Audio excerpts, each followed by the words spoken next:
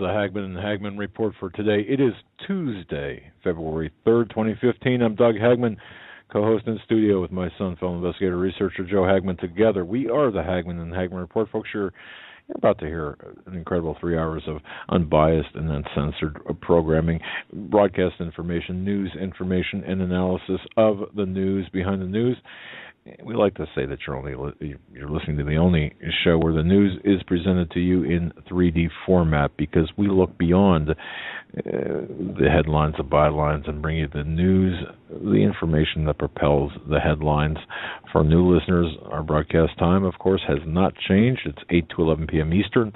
Our home base on the internet is HagmannandHagmann.com, and by the good graces of the Christians United Broadcasting Network, fantastic people there, you can tune us in at the HagmannandHagmannReport.com. I want to thank everyone for joining us, and thank you for your belief and your trust in us as we take apart the deconstruct, do a post-mortem, if you will, on the news, information, things that are very important in our lives today. I want to point out today that portions of our broadcast today, I'm so proud of this. Folks, I am absolutely, I am so excited to announce this. Portions of tonight's broadcast brought to you by Pro Flowers. Oh, ProFlowers.com. You want to talk about a fantastic, just a tremendous company.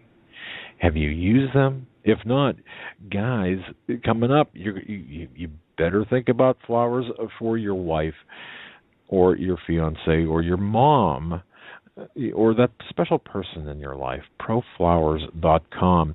And here's the deal. You just go to HagmannandHagmann.com. There's a very special offer for Hagmann and Hagmann listeners, a tremendous offer. Go to HagmannandHagmann.com. Scroll all the way down to the bottom of the page. There you'll see a fantastic, what a beautiful bouquet of roses. Click on that and visit ProFlowers.com. That's ProFlowers.com. It'll take you right there. But when you purchase your flowers, and I know you will, just enter the coupon code, our last name, Hagmann, Hagmann. It's right there on our page for a discount. And we'll get into that later, but I'm just so excited. Joe and I are both so excited because we use Pro Flowers frequently. We love this company. We love the service. We love the product. And I'll tell you something. It puts a smile on the face of the recipient, those people receiving the flowers. And they've got so much more. That's ProFlowers.com. So it's very, very happy to announce that they listened to us and they said, "Hey, you wanna be part of the Pro Flowers campaign?" And we said, "Absolutely," because we are customers and we like them. That's ProFlowers.com. Anyway, so Joe, that's a company that has been very innovative. One of the first companies I remember to utilize the internet in the delivery business, and they are very reasonable in price. Something I've used when not being able to go purchase something, as I am a last-minute shopper for holidays, birthdays, and everything in between. The Pro Flowers is a fantastic company, a great idea, and a great way to make somebody's day, or tell somebody how you feel about them, or express how you feel about them, whether it's your wife or whoever. It's a very easy and affordable way to say. They're great people. Yeah. I mean, I'm telling you, I dealt with them, and they're just fantastic people to deal with on a business level as well as being a customer. Nothing but good things to say about them. But tonight, Stan Deyo, hour number two. And he's got folks, if you go to HagmannandHagmann.com on the right-hand side, there's a link to the show images page, and there's just a tremendously wonderful write-up about his father. And I would urge everyone to read that. And I feel kind of emotional today. I don't know. Stan, I don't know if you want to, we said he had a birthday coming up. It is next week. His birthday will be here next week, and the age he's turning, I don't know if you want me to say it, but it's a big one. It's a important. I mean, people. I think people know. Most people know 70 years old. So 70 years old. I couldn't believe it when I saw that. When you wrote that down, I would have guessed maybe early 60s at the latest, and felt bad doing that. But 70 years old, and the energy and the amount of devotion and the spunk he's got left in him, that can keep him going for another half of 70 years at least. What a wonderful man, really, Stan Deyo. So proud as well to have him part of our program, him and Holly Deyo. Just great people. If you haven't met him at any conference or haven't spoken with him directly, just a fantastic guy. We've got a couple of things to get into, several things to get into before Stan comes on, and then afterwards, want to ask or want to just mention our Hagmann and Hagmann University of Conspiracy, Fact, and History. Well, we launched that last night, and I'm still working, putting the final touches on the course syllabus for those who have sent emails, and trying to finish that up here, and we'll have that up here soon. Made a couple of revisions and changes, only because we wanted to be very, very specific, very focused, and something that you could not get elsewhere on the internet. Because you could go on the internet and find similar things, but this I want to make something very special. And for those of you who did listen last night, if you go to HagmannandHagmann.com, we welcome your feedback. And there's a poll on the right-hand side. You'll see it. It's outlined in blue. And just tell us how we did. It's excellent, good, fair, poor, or boy, you guys really, really, blow chunks, right? Seriously, it's a poll, and I think I just put it up here, and people are being interactive with it. You can only vote once, and so you can't, at least once from your IP address. So that's that, and I'm looking forward to any suggestions, and I would hold off on the suggestions until I put the course syllabus up, and you see exactly what we're going to get into, because last night was just merely the introduction to the course, and I use the word course and university and all that playfully, because it's not. It's just information that you really need to know, and perhaps you could have the equivalent of a master's degree in the real history. And we got a lot of emails about this too. People wondering, well, which history books, to use in terms of getting the real history. That's a good question. Yeah, and I'll tell you something, I'm not sure. Insight, on that, not specific books, but what you do is you take the historical books that, whatever it is that you found in a book you're researching, and you find similar, obviously, subject matter that deal with these things, other books that deal with these, and you compare them to what other people have found or stated throughout the history. Right. And, that's like letting the other people who, like Stan, and he does the research of the Garden of Eden and Solomon and his kingdom. Well, we just had a guest on, Bob Kernuk, who does the same thing. What you do is, you take their works and compare them with each other, and see what is accurate and what seems to be a place of, disagreement. But you get 4 or 5 of those different sources in.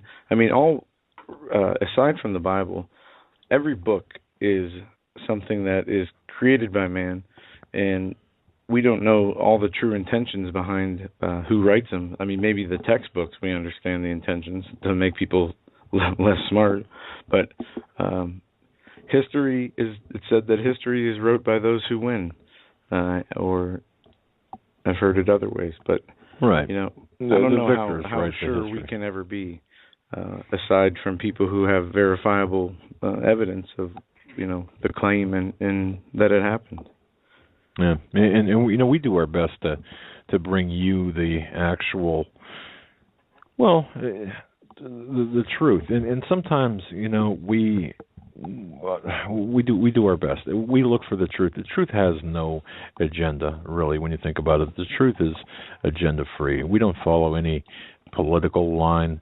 If we had to if we had to describe ourselves, I suppose it would be politically, socially conservative, morally conservative. We do follow the tenets of the Bible, so that would automatically make us conservative, at least by definition. So, but certainly the politics of man. Oh, what a mess! And there is no difference between the right and the left, Republicans and Democrats. I mean, look at what's happening. I mean, what's that? There's a difference. I mean, some are Nazis, some are communists, some are socialists, some are haters of humanity. Some love the earth as their god.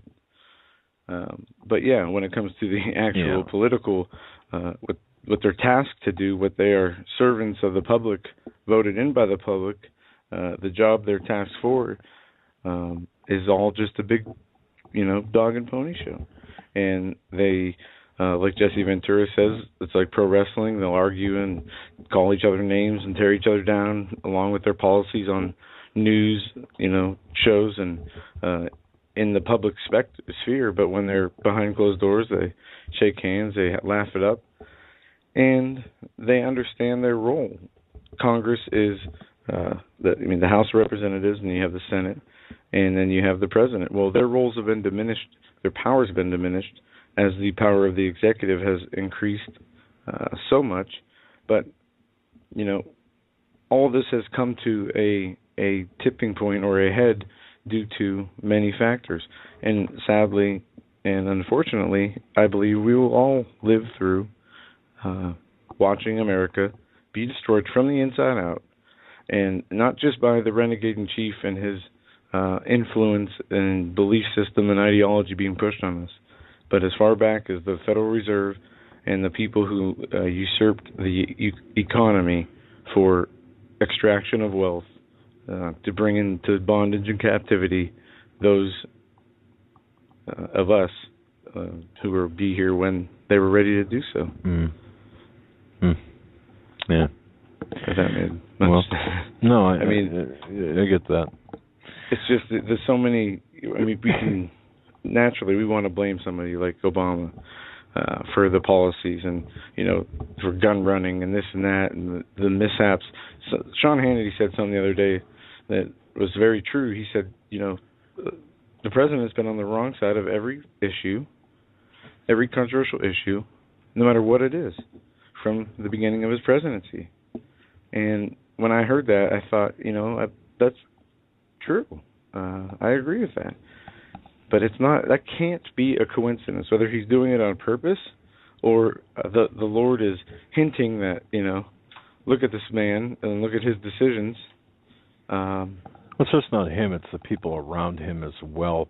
However, it works though. It's not by mistake that every time he takes a position, it is the completely wrong decision based on morals, based on ethics, based on the way things work.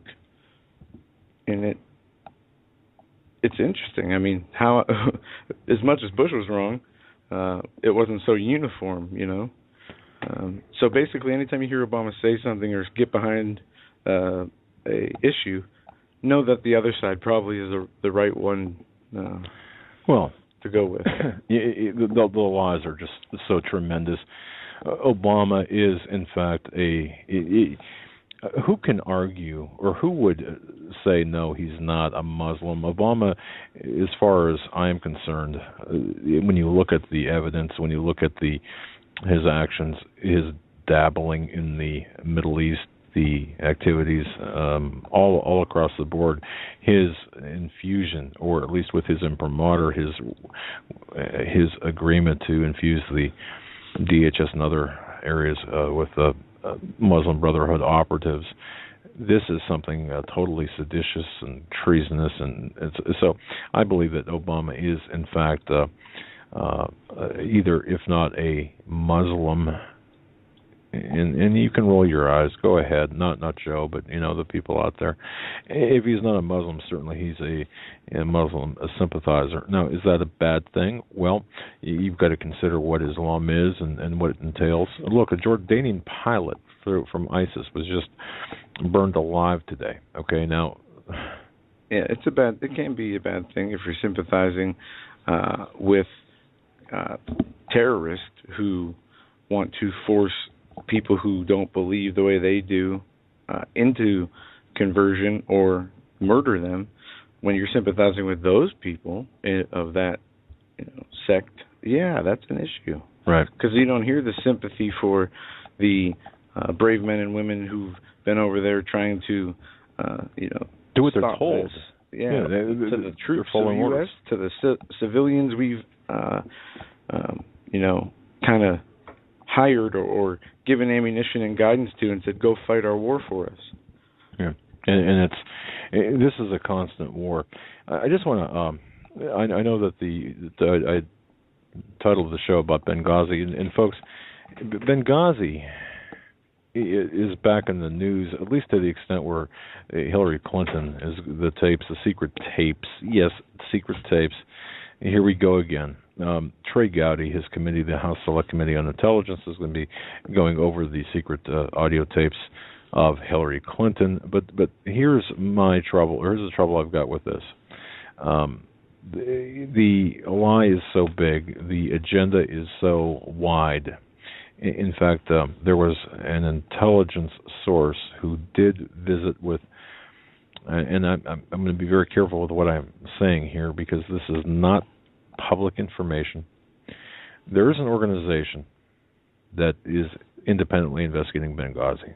And if you are listening carefully to what I'm saying, I'm sure you could figure out which organization this is. And there is a man who knows much and was invited by this particular agency to come up and talk with them and give some information. A very well-placed source. Well, they did not want to hear. Once certain words were said, once the gun running, the extent of the gun running, and the extent of the lie was mentioned, or he attempted to explain just exactly how big this lie is and was, they shut him down. Now, this is an agency that, if you heard the name, you'd think, well, hey, they're on our side, trying to get to the truth of the matter. No. Well, no. Because, as consistent with their opening, they can't handle the truth. You see, the lie is bigger than people can comprehend. So, when you are, it's kind of like Joe and I when we did investigations, and myself and other partners, and you do an investigation. If, for example, you are told you cannot go here or go there, then that's not a true investigation. If you can't look into this particular aspect of something or that, it's not a true investigation. Your results are going to be skewed. They're going to be biased. That's what's happening here with Benghazi. Do you think we'll ever get to the truth? Absolutely not. Will they have sacrificial lambs? Sure they will. But remember, Benghazi was never once about security. It was never about diplomatic security. It was what Benghazi was all about. It was part of a larger conspiratorial criminal plot, international cabal of weapons running and drug running, and to topple Gaddafi. Gaddafi had expressed to the Obama regime that he would cooperate. Hey, I'll cooperate. I'm giving you information about terrorists here, and we'll work with you. Well, based on a lie. And you can read this in the various news articles, Breitbart, other places. The military, in the State Department, the military didn't trust the State Department. So DOD didn't trust state, their information. Military didn't trust CIA. The CIA was lying to the military, was lying to Congress, with certain members of the CIA. This was a CIA operation completely, right from the get-go. So, folks, and the intent here with Gaddafi, with Benghazi, that was a weapons-running operation to Syria. We told you this right after it happened. And the other side of this, the closely aligned part of this, is don't forget about that film that these cretins at the State Department and others had come out and said, "Oh, it's innocence of Muslims." It caused the riots at the embassy in Benghazi. Then it was a consulate No, it was neither one. It was a CIA outpost. And as far as the film Innocence of Muslims, that was, in my view, based on my research, a direct creation of the CIA. And I'm just telling this for the new listeners, and people who might not know this or might have forgotten about this. So, bottom line here, folks, is we're being lied to. Can Trey Gowdy get to the truth? He could, but will he?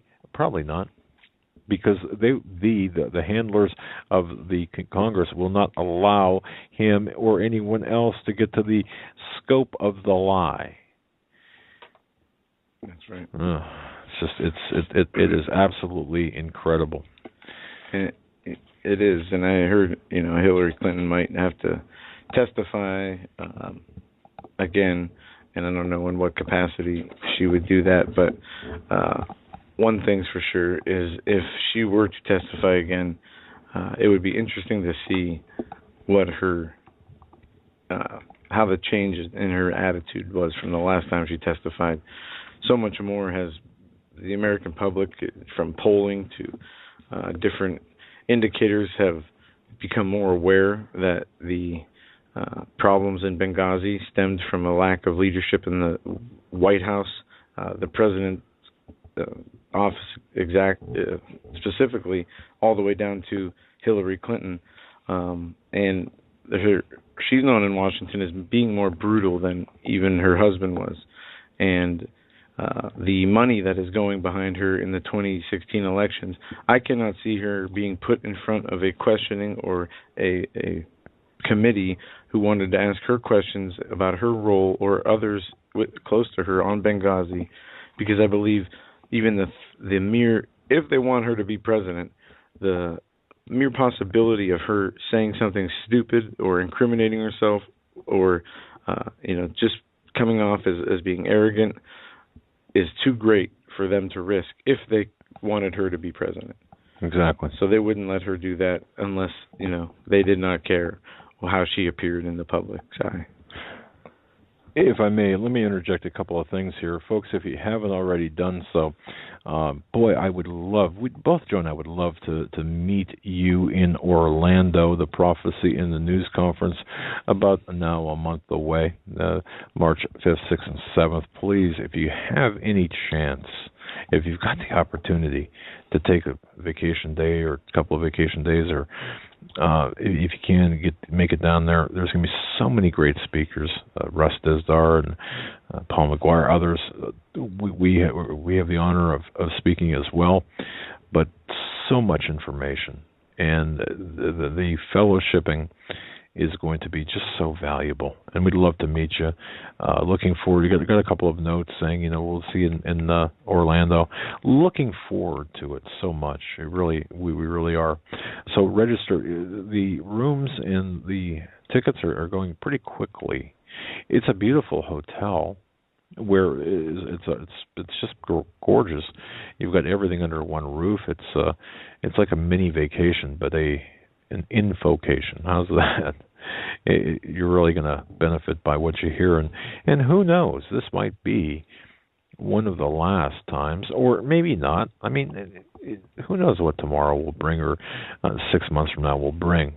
So, please, we'd just be more than honored to meet you in Orlando. And I was talking to John today from Pasadena, rolled out the initiative, the HH Connections at Start Mail.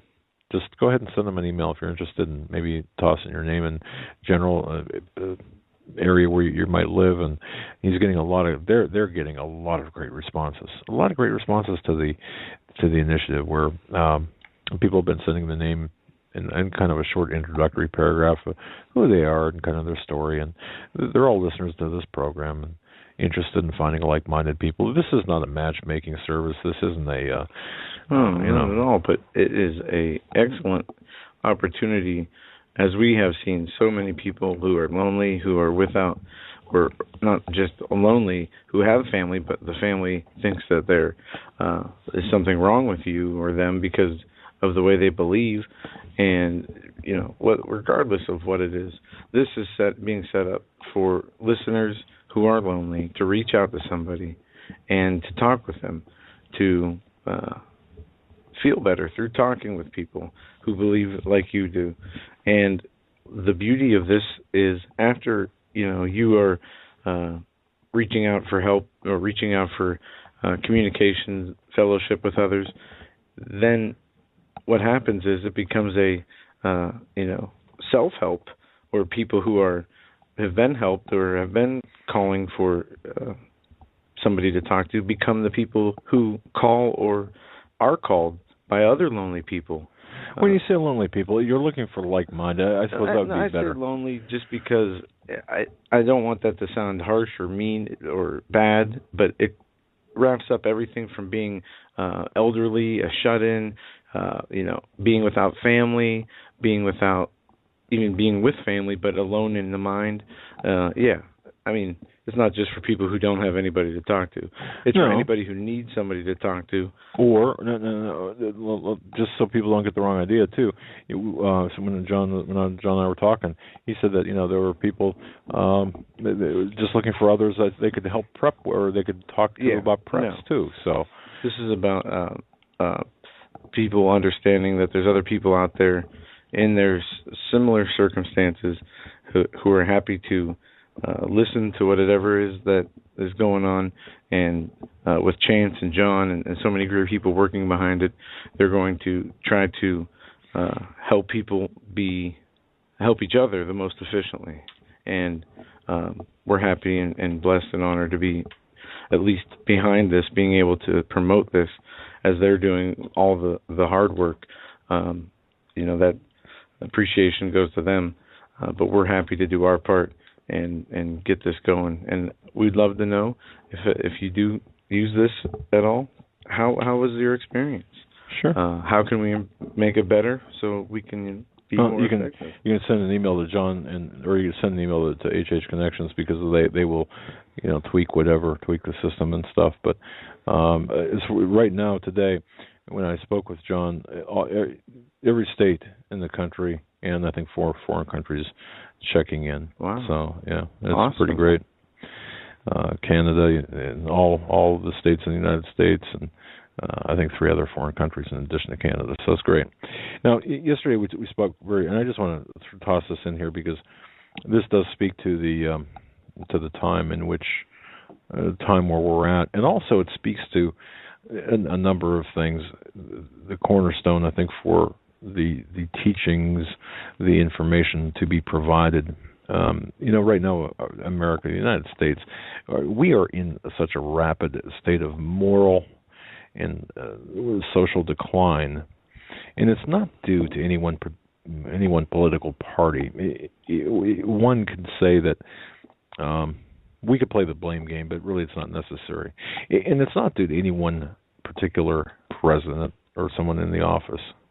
The decline in this country has been coming like a railroad train traveling down its track for well over a century, and I just want to make that clear. If you look at the train, or if you picture it as a train, it's been blowing its whistle to announce its arrival at the station, yet no one, or very few, heard it or interpreted that. If you watch the old black and white Western movie classic High Noon, I don't know how many people saw that. A train full of outlaws is coming down the track to a town called America, but very much unlike that movie High Noon, there won't be any heroes, or I should say there are not any heroes to protect our town or our country.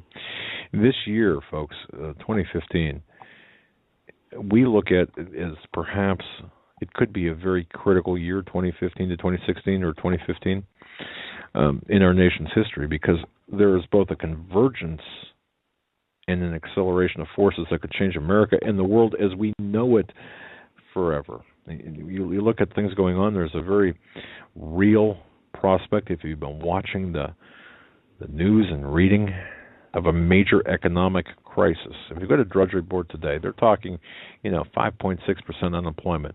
Are you kidding me? Are you serious? No, 5.6 unemployment. Of course, when you don't calculate the two most influential factors, that being energy prices or food prices. Exactly. I mean, these numbers are however you want. Just decide what you want to incorporate in those calculations, or take out of those calculations to fit the price you're looking for, or the number you're looking for. And that's what they do. I mean, they're not looking for actual 5% unemployment. They're looking to how to make it appear as though there's 5% unemployment, because it's easier, and personally they don't care about the people, so they might as well just make it appear to them as though everything is good when it's not. And they know it's not. And it's an insult to those who know it's not. Correct. And you've got now one thing that we can say. People might say that Obama is responsible and his regime is responsible for the 5.5 million work permits to foreign nationals here in this country illegally. But you know what? It could be stopped by the Republicans, but it's not. So it's really a one-party system, and none of us listening to it, to this broadcast, are in the party, and that's the party of royalty. But here we are. We're looking at this acceleration with respect to the economy, the economic crisis. But let me point out that the initial acceleration, where we're at today, it began with a Republican administration of George Herbert Walker Bush, where self-proclaimed conservatives like Newt Gingrich, naming names now, launched economic policies. Let's take a few. World Trade Organizations, or the WTO. How many people were behind that and said they were behind that? A whole lot of so-called conservatives, folks. North American Free Trade Agreement, NAFTA. Remember Ross Perot talking about this? That giant sucking sound. GATT. These economic policies, folks, have allowed and are allowing for American corporations to begin outsourcing, or to finish outsourcing, perhaps, American jobs in manufacturing and business to Mexico, China, other nations. And with the loss of, what do we manufacture, Joe, in this country? Debt. Seriously, debt. Yeah, right. I think drugs, debt, prisons, exactly, crime, guns. Or we buy guns. Yeah, and we just funnel stuff. We manufacture debt. Probably chocolate is a huge import. We don't manufacture squat anymore. Basically, I mean, no, really. we manufacture jobs in other countries. We manufacture our jobless numbers. Well, you look at the loss of the manufacturing jobs in this country. And look how many of the corporations, so-called American corporations, have moved out of the country because of the oppressive tax regulations and all these regulations. Try starting up a business. Yeah. And look how many countries the U.S. has destroyed of leadership because of the economic threat they pose to the U.S., regardless of how small. So they're not only in the habit of doing that, they'll take out a whole country that tries to do system of trading beyond that of the dollar for oil, like they did in Iraq, like they did in so many other places. They don't get what they want. Well, they have a few options. They can, just completely take you out, or they can give you that impression until you walk away. Not to get off track here, but they do what they want through the threats they use, through the backing of the military, which the military would not go along with much of what is planned by the administration, or better yet, the elites or powers that be, and force, intimidation, and blackmail, threatening of cutting off the ability to survive and live in the way we do. That can all. I mean, these people dread. The last thing they want is a revolt of the people, especially a spontaneous one. So they have, as articles recently have shown, even in mainstream news from Bloomberg to ABC, talk about how all these very 1% rich elite have been buying these secret homes in the Netherlands and underground bunkers in different places. What do they know? Say, not preparation for doomsday, but from preparation for potential civil unrest. From the guys with the pitchforks and the guys with the rope and looking for the highest tree or the lamppost. Well, they know that that's who they'll be searching for, that guy, when those things happen. No. But anyway. Well, the two-party system, and I just want to drive this point home from yesterday. This is not part of the university studies, but it will be, I suppose, in a more specific sense. But people tend to say, well, it's Republicans and Democrats, and people are. I hear it now. Oh, we'll regain things in 2016 if we have elections, and it's interesting that mainstream people are even saying if we have elections. But think about this and talk about history. It was the Republicans, not the Democrats. It was the Republicans who gutted American middle-class jobs and through things like, Newt Gingrich's adoption of Alvin Toffler's third-way economics.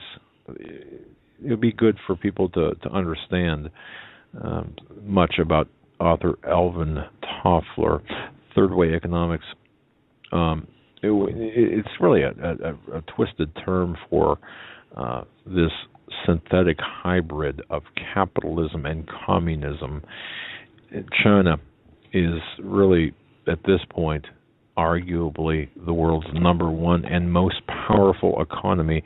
There is a distinction with the difference there in those two terms. And this was not by accident, folks, because if you look at NAFTA, what Henry Kissinger said in 1993, NAFTA is a major stepping stone to the New World Order. Henry Kissinger said that in 1993. Now, you want to talk about a globalist and one of the key players. In 1972, if you go back in 1972, Nixon, Kissinger, and guess who met together to plan out the economic growth of China? That's right, Chairman Mao. People either have forgotten this, or they don't address this, or it's not being taught.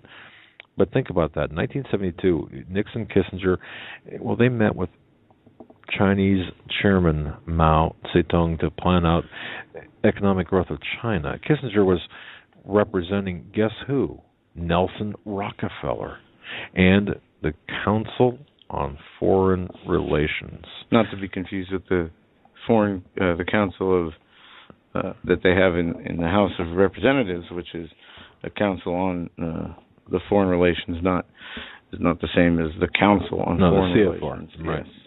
Yes. And Rockefeller viewed communist China as the perfect society, and at that time he wanted America to become more like China.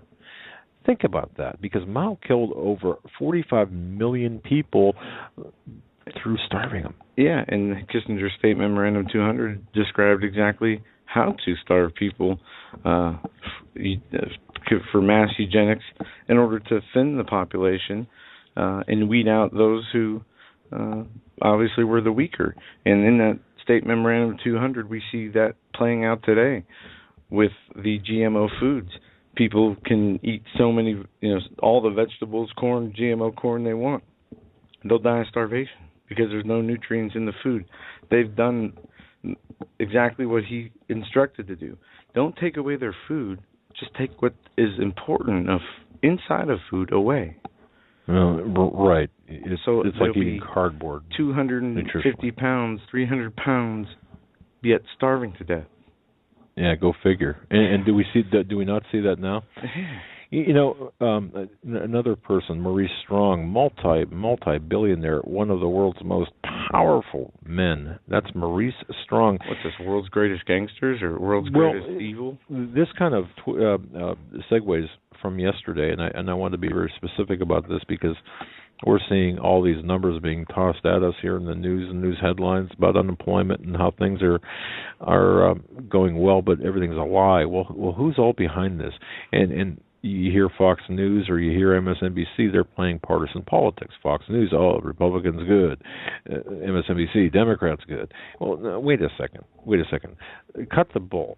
Just cut it out because they're all playing on the same team. Maurice Strong is a believer in the New Age religion of Earth worship, worshiping the Earth as a living entity, Gaia. Yeah. He owns a 63,000-acre New Age ranch in Colorado, where he's built a temple to the Babylonian sun god. This is Maurice Strong. And that Babylonian sun god is the Tammuz in the Bible that they weep for, Osiris in the mythological Egyptian and Greek writings, Pan, Ra, the many names for him.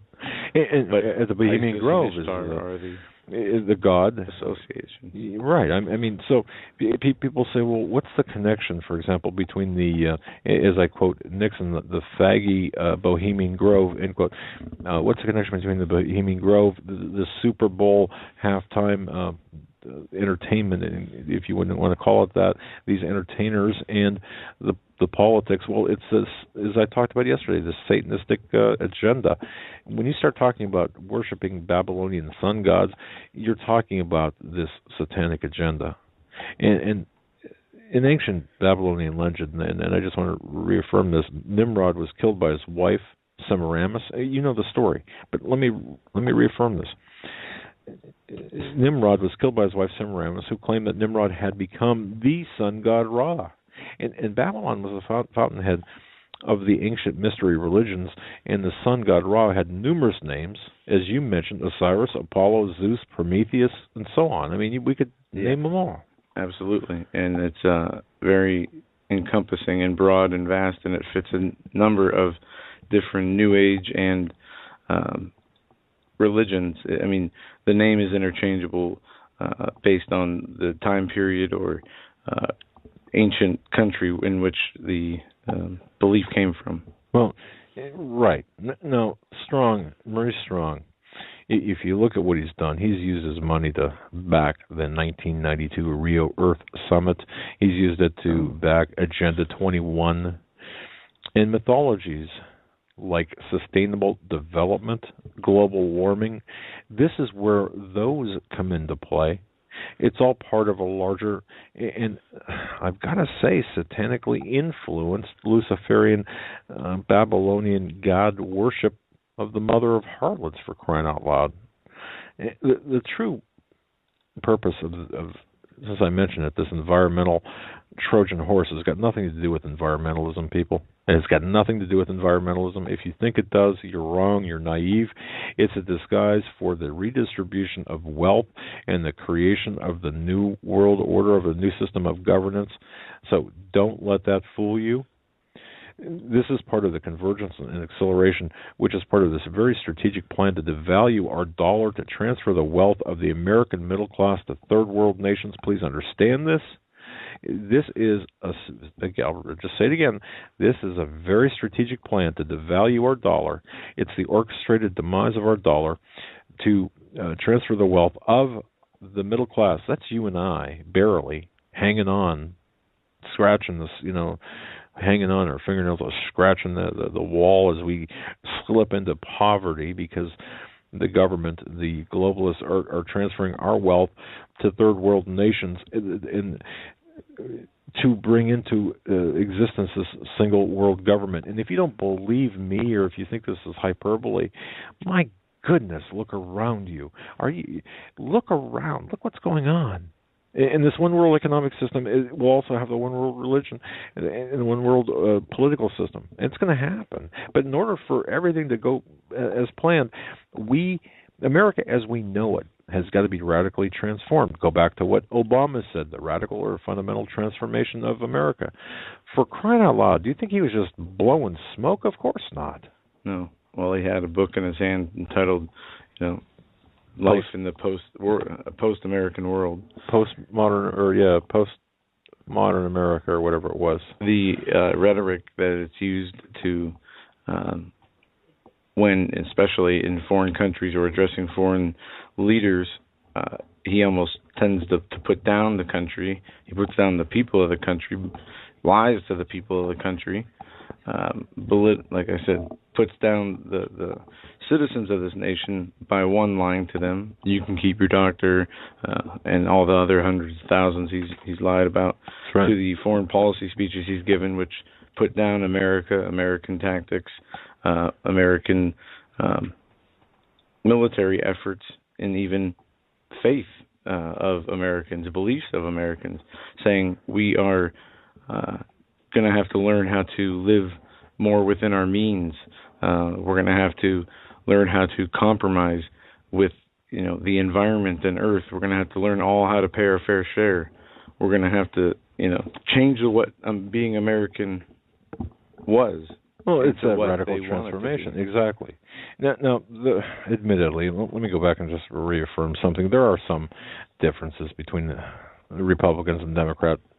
Yeah, one's a symbol of a donkey and one's an elephant. One is considered conservative, one's considered socialist. They all are old, spray-tanned people with hair pieces, and they all look and work as hard as they can, more than any people I've ever seen to appear to work. All 16 days of the year, right? Yep. Well, here's the thing. Both parties are controlled by an invisible elite. They are moving us toward this new age, this world socialist state. That's what I was really attempting to get across yesterday. It's not an accident that, and think about this, because this really just fries my you-know-what, okay? People don't understand. They're clueless that nearly all of the media they're owned and controlled by, just 6 major corporations? Yeah, and even if that is brought to the attention, so what, they say. What does that matter? Well, not all, but the majority of the so-called conservative radio and television talk show hosts are basically puppets for the globalist elite.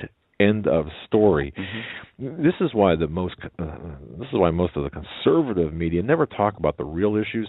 There's this game that they play this Republican versus Democrat Super Bowl, where people are given the illusion that they can make real changes by rooting for their team. Really, the process allows for really only a very, very fleeting emotional discharge of frustration, but it does nothing to solve the real problems. And that's a great analogy. So all the sports fans out there who believe in politics, how many times have you secretly rooted for your sports team real hard, or did some stupid superstition where you thought it would make them win? How many times have you influenced the victory of that, or it helped influence your team's motivation? None. And even by engaging in communications with the congressional office, writing them letters, even attending the meetings, speaking out, that is, especially look at Billy Bear when he was at a school board meeting. That's right. And was opposed to something that was put in the textbook or given to his child to read that was really smut for such a young age group to be reading, and he was arrested and taken out of the schoolroom. We've seen this in numerous times. They want you to believe that the children belong to them. They want you to believe that you are going to comply with whatever their orders are, or consequences will be severe. As we come along in a time where there are going to be things that might and will be mandatory for the future engagement of the society and community. And if you want to go to the store and buy an apple, well, you're going to have to be able to authenticate you are who you say you are, and be able to pay in a way it's coming. Yeah, I mean, and you know what?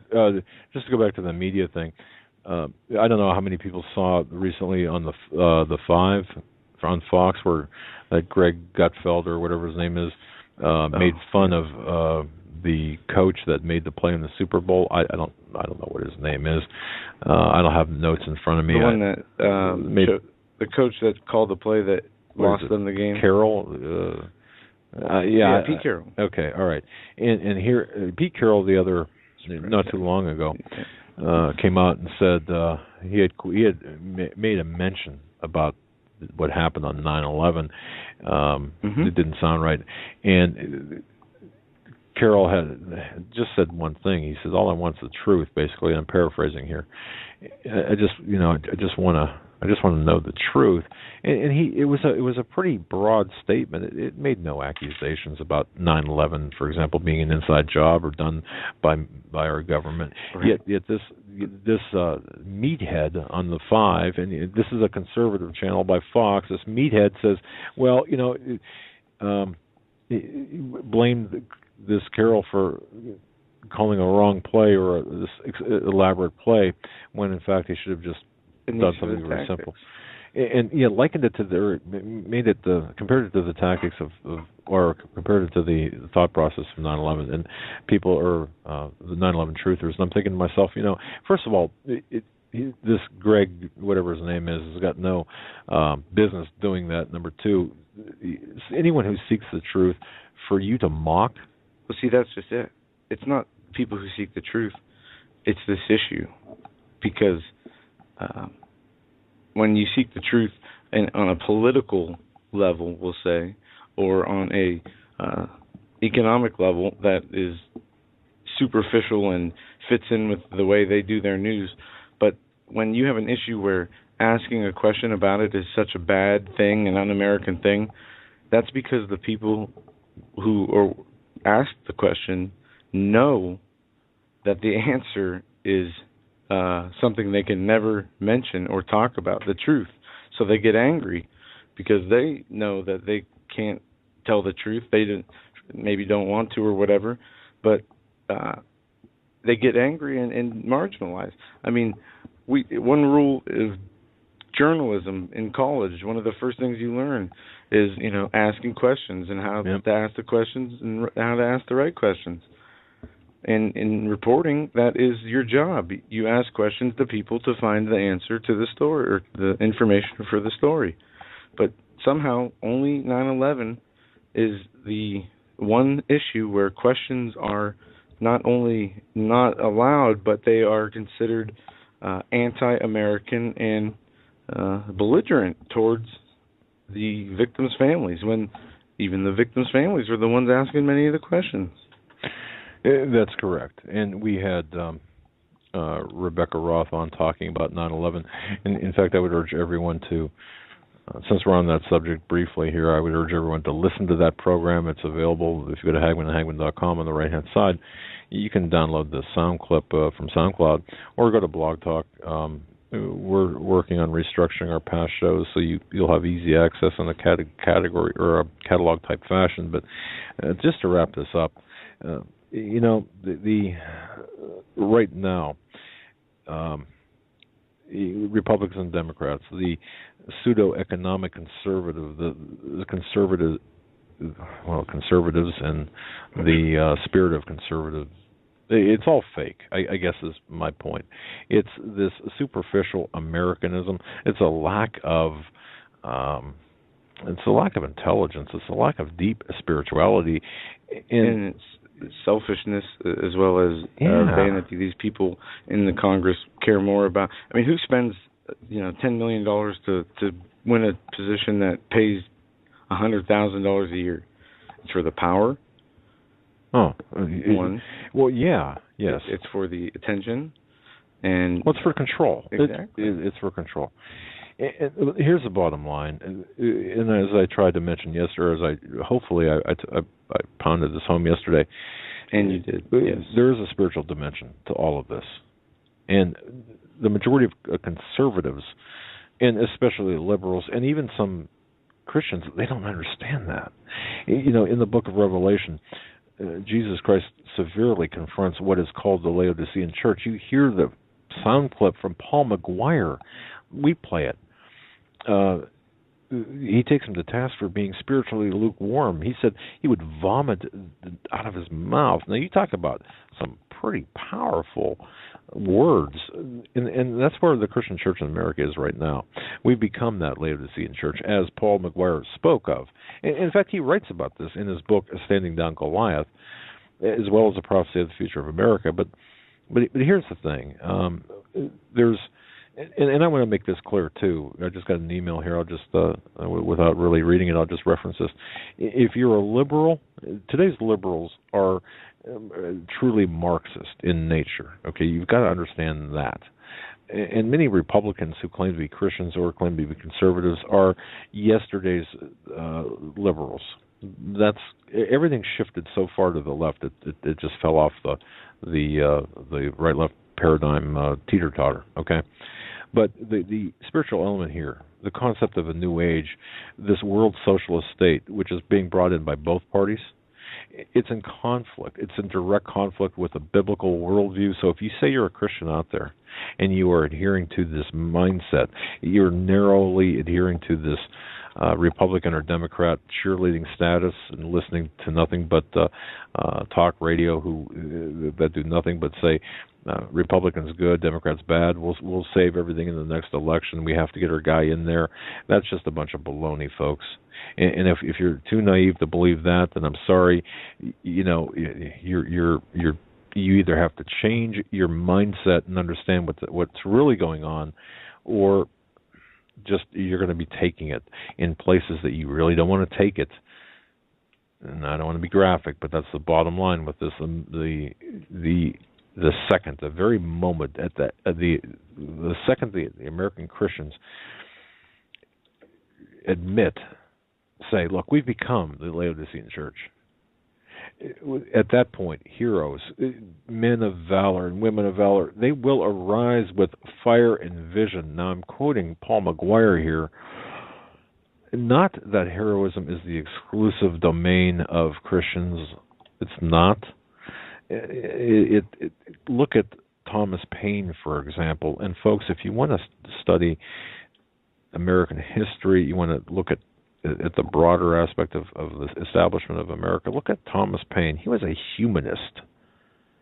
Okay, he wrote Common Sense at the very beginning of the American Revolution, and that was to confront the super spiritual Christian leaders who would not engage, who would not fight, who would not commit themselves to action. And if you think for one moment, if you're a Christian out there, and if you think for one moment you're going to roll over and let Romans 13 guide your life and convolute the meaning and intent of Romans 13, then it is my personal belief that it is you that is being referenced, being vomited out of the mouth.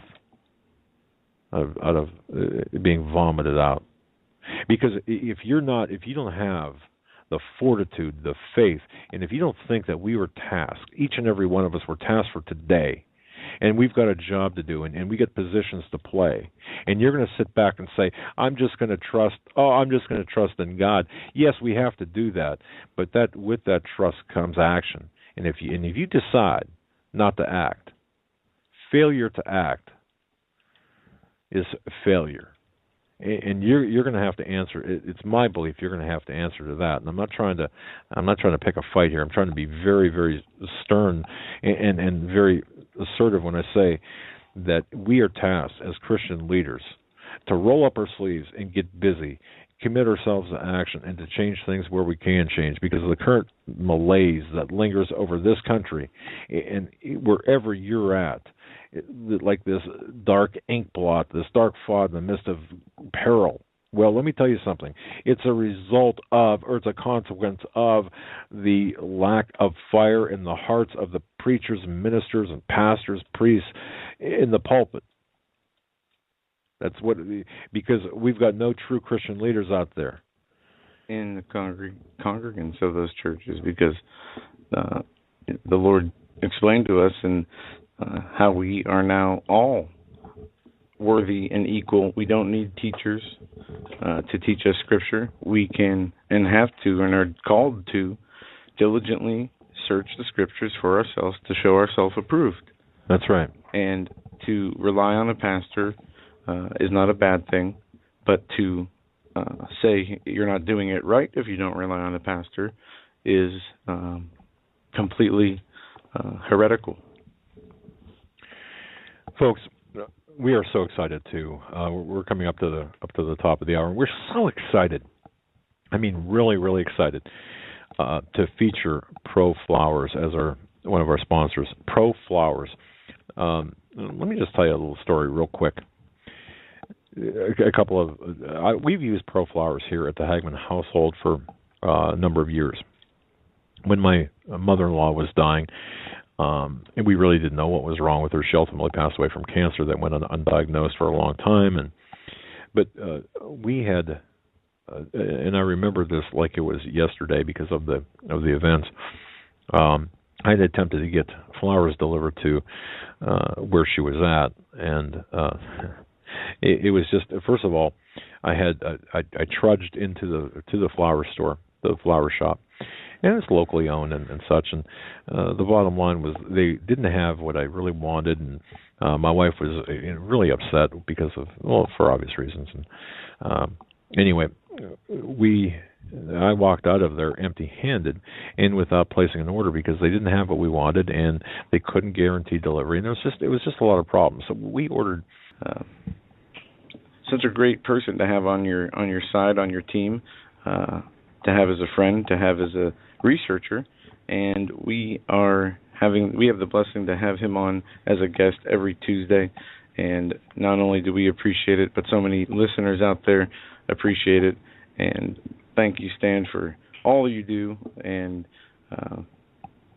hopefully we can continue to do this and figure this out and get people who are believers in Christ prepared enough so that when none of us are around or able to communicate with each other, they will be able to manage with just themselves and the Lord. And Stan, I just want to say that what a wonderful write-up for your father, Harold S. Deyo Sr., patriot, soldier, and hero.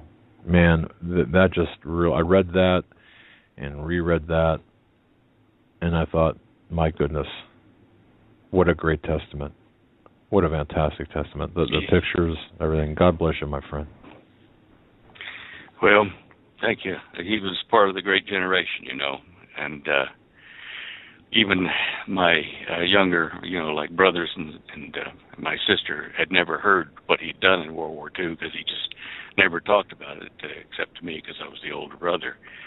And it was an interesting time for him and his men.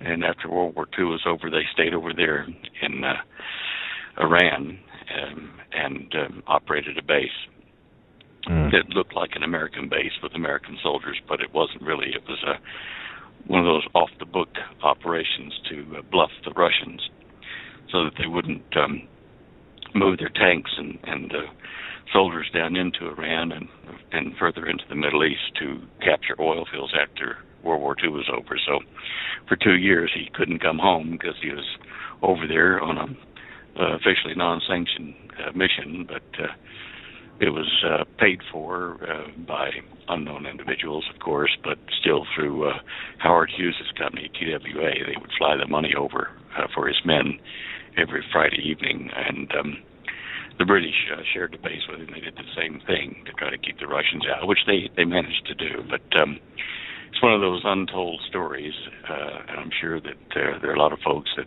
had relatives in that war that have similar stories as well. Oh, the greatest generation, really. The sacrifices made. And when I read this, the respect, the honor that really was telegraphed through your words, wow, just fantastic. And folks, if you go to standeyo.com or go to Hagmann.com, click on the show images page, it'll take you to the images, and there's a link right there. I would urge everyone to read that because what a great testament to a great man. And I just want to say thank you, Stan, for being a class act, for really writing this and putting this into words. And wow, that's great. So, all right, sir. But I hope you're not too cold out there in Colorado. My goodness, what is it, about 40, balmy 40, 45 degrees maybe, or? No. No, well, it was during the day, but I think we'll get down to about 32 tonight, and then tomorrow down to about 10. But we're not as bad off as, well, the New England states with all that snow. They've been getting measured in feet. Yes, sir. I'd like to have some of that here, but and then if you look over to California and that area, they're in drought. And we're at FedEx. I got to tell you, there's a foot. Well, there's actually a foot and a half on my at my house on my back deck. A foot and a half. Quietly got a couple feet just within about 24-hour period from Sunday to Monday, and it was no fun. No fun. So you can have as much as you want, Stan. You just invent that way to transport without melting. That's right, my brother. If you look on the show images page, the top row has thermal images for the last 7 days of North America, and you can see over your area where it's an anomaly of coldness. You know, that purple-blue splotch up there. There are other reasons for looking at those maps, but that just underlines what you're saying, is that you're getting the snow and not much sunlight because the temperature's, just down. Yeah, I'm a pasty white. No, not really, but yeah, make it stop, Stan. Can you do that? Can you make it stop? I mean, for crying out loud. Well, I certainly wish you guys wouldn't be so greedy and you'd share it with us, but hey. Interesting news story came up today. My son Nathan wrote me, and he said, look, you better look at this story. And they've been having, because of the drought, there wasn't any rain, and all of a sudden they had a tremendous thunderstorm, lightning and everything over Perth. And I used to live in a suburb called Morley or Morley Dianella, and a transformer inside of a shopping center there exploded during the storm and killed one guy and injured a bunch of other people.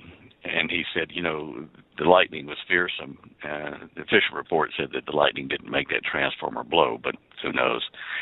And it was just interesting that they're getting anomalous, storms, which once a climate or weather pattern changes, especially in hot areas, you can expect some tremendous wind storms and, like dust devils and dry lightning. And, of course, when the rain starts, huge electrical discharges. It can be pretty frightening. But anyway, I'm just putting that in there because I think that weather, or let's say climate, all over the planet is changing. And it's not due to cow gas or that kind of stuff. I won't buy into this global warming stuff. It's become a political hot potato, but it is due to the sun and maybe to a minuscule degree to some of human activity, in animal husbandry and whatever. But the main thing that drives our weather is the sun. And for the last year, maybe two, I guess, we've been seeing more and more solar flares and coronal mass ejections. Now, these don't always heat the entire planet. Sometimes they will cause extremes of cold as well. Today's news and yesterday had mention of Iceland. Its ice sheet is melting. Therefore, Iceland is raising up out of the sea. The weight of the ice glacier on top of Iceland, when it melts and diminishes, it allows the land to be pushed up. The hydrostatic pressure pushes it up. Now we're seeing, as a result of that, which has been going on for a couple of years now, more volcanic activity in Iceland, more magma flowing out in that great crack that's part of the ridge that runs down the Atlantic all the way to the South Pole. That, to me, indicates something else on a greater scale, which I've talked about, several shows in the past year, in the last 3 months, is that the northern regions of the planet are warming, yet we're building ice glaciers down at the South Pole, at Antarctica. Why is that so? It's because, I think, of the thermal, transferring heat from the South Pole to the North Pole. Therefore, it makes the South Pole cooler and the North Pole hotter in that region as the electrons flow and carry the heat into that area. Now, this doesn't always happen, but it will happen during a magnetic pole reversal. I'm pretty certain from the data I've observed at NASA's site about the polar reversal and what would happen. So we're seeing this, and we're seeing, of course, the byproduct of it is the increased volcanic activity and quakes in Iceland. And those silly fools, they're starting to construct a new temple to the Norse gods, the first time since the Vikings were there. What's wrong with these people? I mean, they're just asking for trouble. Anyway, so your snow is part of this anomalous weather, and I don't know why it's suddenly cold and dropping on you when Iceland and up in that region is getting warmer. It might be due to the secondary South Pole, perhaps swinging underneath you guys and, dumping extracting heat from you and dropping it into the semi-polar regions near Iceland. I don't know. I'm still trying to look at the southern hemisphere and get data on that to see if that's happening down there in reverse. Some areas heating up. And certainly Australia has been in drought and heat, and maybe it's got a South Pole floating up or a North Pole reversing, underneath it. I don't know. So, I think something to keep an eye on. Yeah, but I think one of the most important things that you said, at least in my limited capacity to understand the science behind this, is the sun really, if you want to look toward a perpetrator or a cause of the climate change, it would be the sun. That's what you're saying, correct? Yep, yeah. Well, look, it's the major drive for weather of at least the inner planets, right? And all the way probably out to Neptune, because that solar energy is pumping into each of these planets and their moons, and it depends upon the amount of energy that is reflected or re-radiated back out into space. And conditions on a planet can change that. But when you have the sun increasing its flare activity as it's doing now, and you have magnetic field changes here on Earth, then all those added together, it says that we are linked directly to the sun at the moment, and we're losing our magnetic field, which is our main shield for some of the radiation that's harmful from the sun, and also, some of the radiation that helps to heat the planet. I think, as prophecy says, that we are going to see a brighter sun for a short period of time, which will certainly impact climate and living things on the planet. So we got to just, I'm not trying to tell people to run and prepare for the end of the world, but let's say that prophetic judgments are coming our way pretty soon. Good news all the way around. Well, I say good news, tongue-in-cheek, but really it is good news. I mean, it's a fulfillment of biblical prophecy. We do know how the story ends, and of course it ends in our favor, and praise God for that. But boy, a lot of bumps and knocking around on the way there. But very interesting. And the folks, go to standeyo.com or HagmannHagmann.com. Click on the Show Images page under tonight's program, and you'll see the temperature anomalies all over North America. You've got three charts there. Wow. They're all from the same website. And I am going to talk about this more if you want. Sure. At this point. In 2000, the United States put up a multi-spectral thermal imaging satellite called the MTI, and it was a multitasking intelligence satellite, for commercial use and, by the way, government use to, map and get data back from the planet in various places. And it worked, and it's still working quite well. But one of the things that it has done is map temperatures on the surface of the Earth. And there are different types of imaging for temperature changes, what's called anomalies. And what they do is they take the average temperature of, say, the United States for the last 20, 30 years, and they average that to make a standard, and then today they take the temperature of the United States again, and they say, okay, what spots in the United States are hotter or cooler than the 30-year average, for this time of year? And that's called an anomaly, a thermal or a heat anomaly, temperature anomaly. Now, these maps up at the top of the top row there that I'm showing are current. They are one of them from January 27th to the 1st of February. There are better maps, but I haven't been able to get the classified ones. I'm trying to get one closer and higher resolution. But the thing that interests me is that this map at the moment is showing an anomalously high temperature over the western United States, as you can see. It's really hot over the Rockies and going up into, Yellowstone? Yeah. So that whole area is radiating more heat than normal. Could just be to the climate change, to the sun, or to atmospheric conditions, but there is a data imagery system somewhere in the government facilities.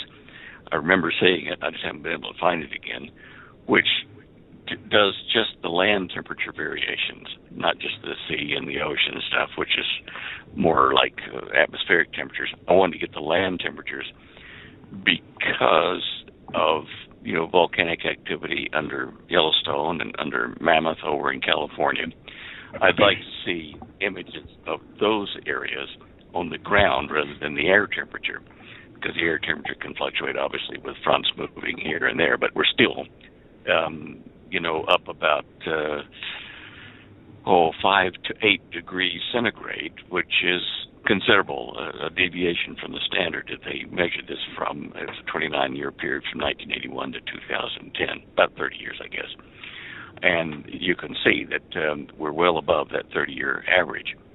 That's why I put these up there, and it would be a good idea. You can link, by clicking on the text underneath that, you can link to the actual site where I got this and see what data that they are using to get these reports, and some other reports that you might want to check on every couple of days and just see, what's happening across the United States, since it affects most of us, that live here. And I know you have other listeners elsewhere, but mainly this is for North Americans. So until we can find that dadgum site I'm looking for, which shows me the land temperature variations. It's like, when I was forecasting earthquakes and using sea surface temperature anomalies to forecast earthquakes, and that was from the naval data. And, I was getting data which they made public from their Cray supercomputer out there in Monterey, California, until things got pretty interesting and my forecast got pretty good, and they switched to a new satellite array and to a new computer system and software. And sadly, what was made public was no longer made public as far as the sea surface temperature anomalies, because it, would affect, national security or some rubbish. But anyway, we weren't cleared to have it anymore. And since that time, I've tried to get, the land-based systems to tell me the same kind of information. But I found it once, and I've not been able to find it again. So anyway, not for lack of trying. Well, since you brought this up, not quite, this is a little bit out of context, but you mentioned earthquakes. Any activity on the earthquake front that you're looking at that you might not be too comfortable with, or you might be taking a second look at? Well, at the moment, second row of the show images page, the right image, is of increased earthquakes around the Peru Basin. Mm-hmm. And the reason I'm finding that interesting is over the last 30 days, there have been a number of smaller quakes, but still unusually occurring altogether from southern Argentina out through the Chile Rise, all the way over to the East Pacific Rise, which runs just west and through Easter Island, back up in toward Panama, and then through Panama and down the coast, and all around it forms a ring of earthquakes on that plate chunk, which is over the Peru Basin. So I find this interesting, and certainly as the as the planetary expansion, I think it is occurring. As that continues, I think that this will cause plate pressures to be released in various odd places across the planet. And this is one of them. I have never seen this happening at the same time, around that whole basin. So we might see buckling in that, or the what's called the Nazca Ridge may buckle and form a new tectonic plate border there, might fracture that plate. Anyway, that's what I'm watching at the moment, and you can see a link to that. If you go to USGS, I've just screen snapped what I saw today. Interesting enough about Yellowstone, I've been doing a study on that, which I've only gone back a couple of years, looking at the seismograms that are at the various public monitoring stations at Yellowstone and west of the Yellowstone, across the border there to Wyoming, and I'm seeing some rather interesting developments. I know that the Madison River seismometer goes berserk from about late July to December.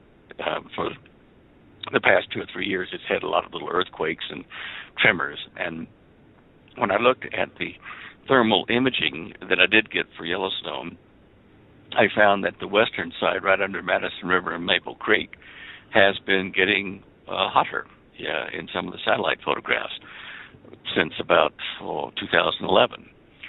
Now, Maple Creek sits right over that area, and then Madison River just slightly southeast of that, just a few miles. But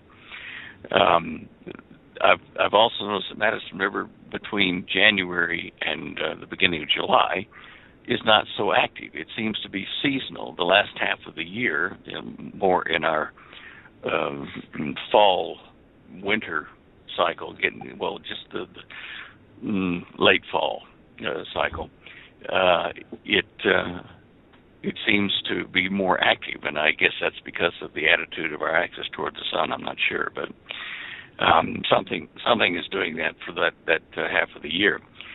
But Maple Creek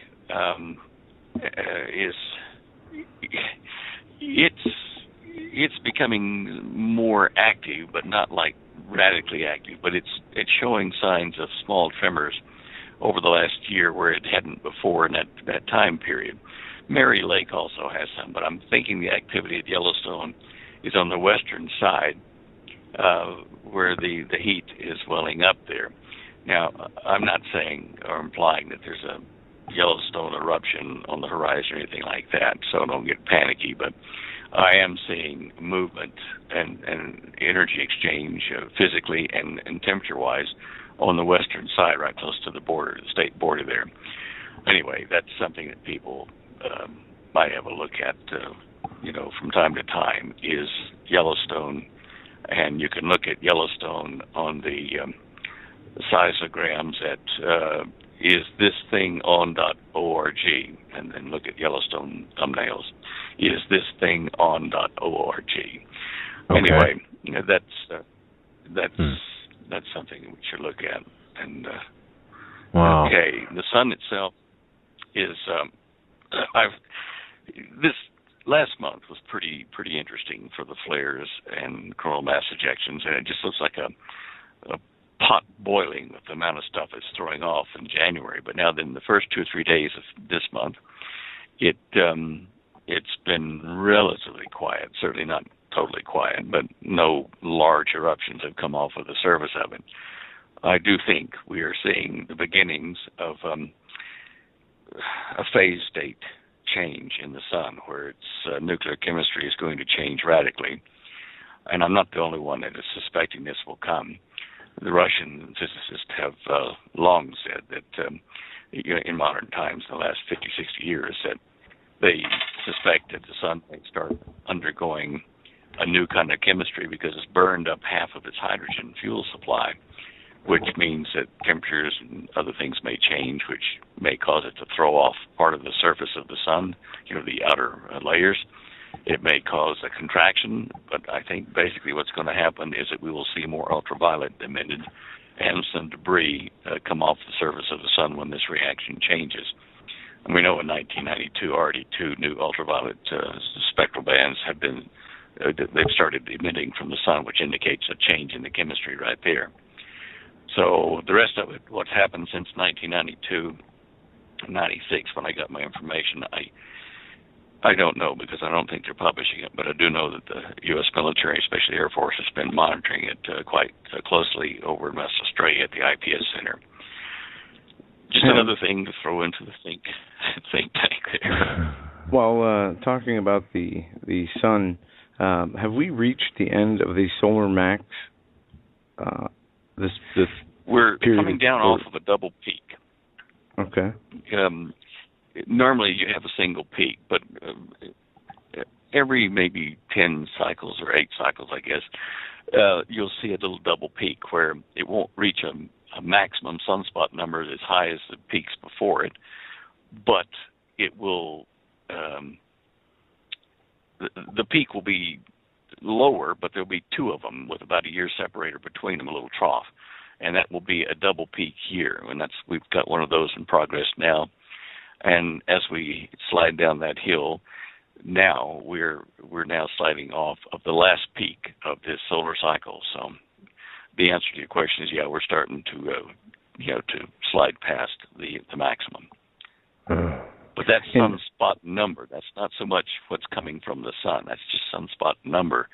And what we've been seeing in this cycle in the last 2 years is a large cool area, which is like a super sunspot that covered about 20%, maybe 25% of the sun's surface in our direction when it came around. So that is what I think is our trouble spot. So as the solar activity tends to decline after the solar max is up and it's moving towards a more dormant phase, as it does throughout history, are we still going to see obviously solar flares still happen, CME still happen. Does it have an effect on the environment, on the temperature over a period of years when it goes in and out of these phases? Yeah. Cumulatively. In the late 16th, say again? Yeah, cumulatively. On a cumulative basis. Or is it just... Well, there's something... Go ahead. Yeah, in the late 1600s, there's something called the Maunder minimum, M-A-U-N-D-E-R minimum. And that's when sunspots were at their very lowest, almost non-existent. And for a 40, 50-year period, temperatures on the planet dropped, and the Thames River in England froze so solid that they held year-round bazaars, put up little tables and stuff on the river itself because it was so frozen. So temperatures there did lower during that period of time for 30, 40 years.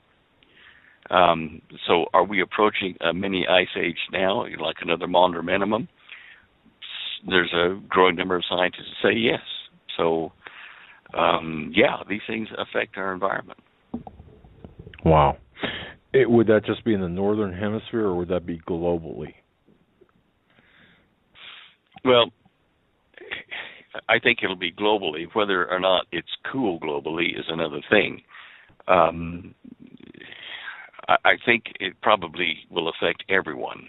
And if I remember, I think it does affect the whole planet by temperature reduction. The mean temperature drops for the planet. But, since it went on for years, it didn't matter whether we were in spring, autumn, summer, or, fall or winter. Because all those latitudes still had lower temperatures in the northern hemisphere. What it did to the southern hemisphere, I'm not sure, but it would have had its chance to get cooler. So I suspect that they were affected the same way south of the equator. Interesting. Wow. I guess this kind of just goes to show you there's so much going on in space, Earth, Sun, all these changes. We don't even know half. I can't even put it into words. Everything is in flux all of the time.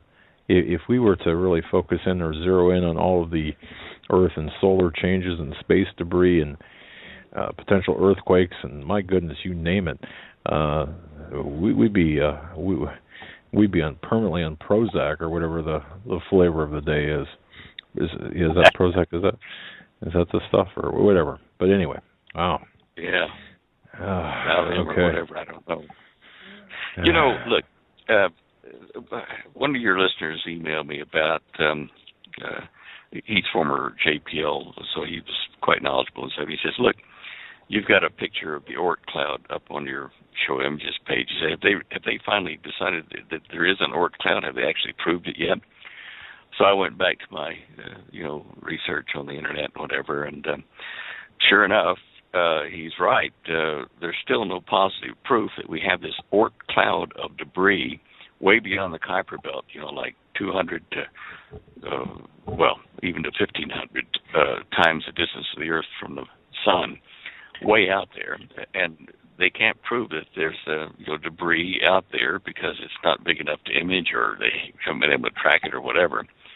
So they can't positively say there's an Oort cloud, which means they can't visually see out there to at least visually confirm there's a lot of junk floating around out there that, causes, the mass of it causes perturbations of the Kuiper Belt, which, generates movement of comets and that kind of stuff down into the inner solar system. So with that, the reason I'm saying about that is that means that we can't see, to the outer extent of what's called the heliopause for our whole solar system bubble. It's, if you were to travel from one side of that bubble to the other with the sun in the center, it would take you a year at the speed of light to get across that distance. So it's a big bubble for the solar maximum gravitational, field. And I mean, like what's defined as just being solar or our sun. So that means we can't look out beyond our bubble into the debris of the galaxy. And we're moving, in an arm of the galaxy out toward the end of an arm, up and down and around the center of our galaxy. Are we going to be passing through a galactic cloud of debris that only happens, every so many million years, or what? Or thousands of years if you use the modified timescale that we're talking about for the speed of light, changing the dating of everything. But whatever it is, we can't see or sense or image or detect outside of our solar bubble. We just don't have the technology to do that. We may get a surprise and move into something in the next 7 to 10 years that just puts dust cloud and debris all through our solar system. I don't know, and I don't think anybody else does in the scientific community. But we tend to forget that we're moving through space at a rapid rate as we spin around the center of our galaxy. And we can't see, out our windscreen, we can't see very far, so we don't know what's coming. All right. I know you mentioned the earthquake stuff in Yellowstone. Did you ask Margot's question, Ted, pertaining to this? Okay. No. Okay. Sorry. He was. I said no, but I'm waiting for him to answer. I thought I was still muted, and I was adjusting my headphones. And sorry about that. No, I did not. Okay. Margot says she's just been hearing very disturbing information regarding Yellowstone from geologists that supposedly broke the Obama gag order and spoke out about being on a countdown to an eruption. That we may only have 2 weeks to an eruption sometime in mid-February. She says she also has engaged in studying the actual magma under Yellowstone. It looks to me that earthquakes in Calais, Idaho, possibly Lakeview, Oregon, are directly related. The same magma field under Yellowstone appears also to be spread under these areas. She says she's not sure how far that this goes, but it was a very long email. I will forward this to you. But if all this is really happening, she says, then that would help explain why the government is spending money like a drunken sailor, why the gold is disappearing. A volcanic winter is what possibly could be they're preparing for. What are they going to do with gold during a volcanic winter, though?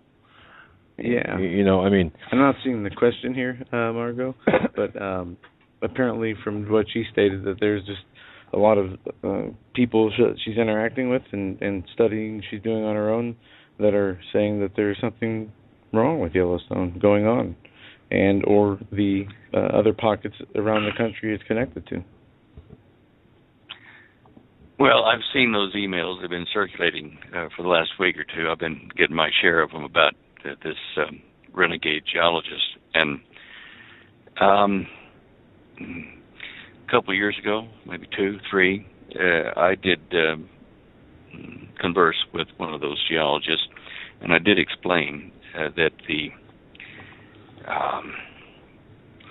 USGS personnel and all support personnel working on the project, placing the seismometers around the Yellowstone Park, were under a federal gag order for imprisonment and fine if they were to tell about what they were doing with the sensors there. And there are so many of them and so much data being collected that they needed a supercomputer to analyze the data. Now, at that time, they were using a big computer in Texas, and I think they've now switched to the one in Utah. That would be my guess anyway. It's closer to the sensors. This alone tells us that they put a lot of importance on watching Yellowstone. But as far as an eruption date or time, I don't think anybody worth their salt at the moment, even with a supercomputer, can predict, even to the week or the month, when that thing might go. It is a very imprecise science, and there are a lot of variables to be considered. But the signs may be indicating an eruption that's not going to be thousands of years from now. It might be within a few hundred, or it might be in our lifetime. I would not panic and run down to the grocery store and start buying everything right now because of an imminent Yellowstone eruption. However, it is always prudent, as Holly and I have said many times, and so has Doug and Joe, prepare for emergencies of all kinds where your food and water and medicines are cut off and you won't see them for some time. As Doug was just saying, if you do have a nuclear winter, or if you do have some catastrophe that wipes out our food supply and stuff, how do you cook gold to eat? I mean, it's not very tasty. You need things, not the gold. And we've just said this over and over again. You can do it a little bit every week. Put it aside in your pantry, buying a whole case of your favorite soups or whatever, things that you can open up a can and heat it if necessary and eat it, and have water in it so that you've got some fluids. These are simple things to do, but of course her book, the Dare to Prepare book, gets more specific in a lot of areas very quickly, but some people just don't have the money and resources, to do that now. So just small amounts of extra canned foods with water in them, and with protein where possible in soups and stuff like that, and canned, I was going to say canned tuna. We've got a lot of that ourselves, but the tuna is getting a lot more mercury in it of late, so I don't know whether current tuna is safe, but maybe, canned salmon or some other kind of fish to get the omega-3 oils and the protein. But these are things that are just common sense. So don't panic, as I say, about an imminent eruption the next couple of weeks at Yellowstone. If you live in that area, just prepare, that's all. Very good advice. I got to ask you, because you mentioned salmon and canned. I had and this is way off, this is coming from left field here, but let me ask you this, because you'd know the answer to this. I was at the grocery store with my wife, and we were looking. I gotta go on a diet, okay? For reason, I can't eat chicken wings and pizza for breakfast anymore. All right, so having said that, yeah, as you get older, things happen, right? All right, so we're looking at salmon, all right, which. I guess, it doesn't excite me too much, but all right. So we're looking at salmon, and there's farm raised, and then there's wild. I'm thinking farm raised would be better, right? That's my thought. Farm raised is better. And there was an older gentleman there looking at the same food. Said, no, wild's better. Well, why? Well, the farm raised has additives, and he kind of gave a pretty lengthy explanation. Sounded like he knew what he was talking about. So, convincing me to go with a package of wild salmon. And my wife says, well, no, what we should do is probably go with the farm raised. Long story short, we walked out of the store without any salmon. What's the deal between farm raised and wild in terms of salmon? Or we'll even go a step further with anything like seafood. Is there a difference? I mean, do you know the answer to that question? You're the smartest guy I know, so I mean, Well, I figure you know. That doesn't necessarily mean I have the answer, or the data necessary. But my personal assessment of the situation with fish, whether it be salmon or any other, is stuff caught in the North Pacific between Japan and the United States and down our coast, I just personally don't trust at this late date after Fukushima. All right. Stuff grown in the rivers, say of Alaska or in the Northwest here, will have less contaminants from radiation and stuff like that than some of the sea stuff. But whether there are farms or whether they are, in a natural river environment caught, what's the name of the store? Albertsons. They used to sell river salmon and stuff like that, and not on a farm, but just caught by the river. And they thought it was the greatest thing. But Holly and I get, quite honestly, we eat a lot of salmon, and she gets these little packets from Sam's Club, which have 2 pieces of salmon in it, nice pieces. And, we eat those for lunch. That's our, nice diet. It's got omega-3s, it's got protein, and she puts a little lemon juice on mine, and we have it with a vegetable or some vegetable mix with it, and it's quite good. I mean, you get used to it, eating it a lot, but it's healthy. And Right. It doesn't mean we don't have the odd hot dog or hamburger or steak or whatever, but we use that healthy side. I think whether it's farm grown here in the States or in the rivers here in the States, it doesn't really matter. There are a lot of other more important things to worry about in your health. Yeah, it was kind of an odd conversation to have, and I thought, well, maybe they know, or maybe he knows, and other people know stuff I don't know, and so I figured I'd ask that question. Again, right out of left field there, but why not? Talk about everything else, so this is pretty cool. Well, thanks for that. I got to ask this question from Sam's Club. Is that the stuffed salmon that you get, with a little stuff in there? She just gets a solid salmon piece, like a fillet of salmon. It's probably about 3 or 4 or 5 inches long by about 3 inches across, something like that. And nice and thick, and she bakes it in the oven, and away we go. Okay. All right. Well, for you food connoisseurs out there, hopefully we addressed your issues and tantalized your taste buds. All right. Now I'm thinking about pizza from Brooklyn right now, for whatever reason. I know exactly which pizza shop and the exact kind of pizza you're dreaming about. It's the water stand when they make pizza out of Brooklyn. Joey's it's the water. Pizza, Joey's Queens, Pizza. The Marguerite. That's right. Style. Can't beat it. Anyway, sorry. You guys are bad.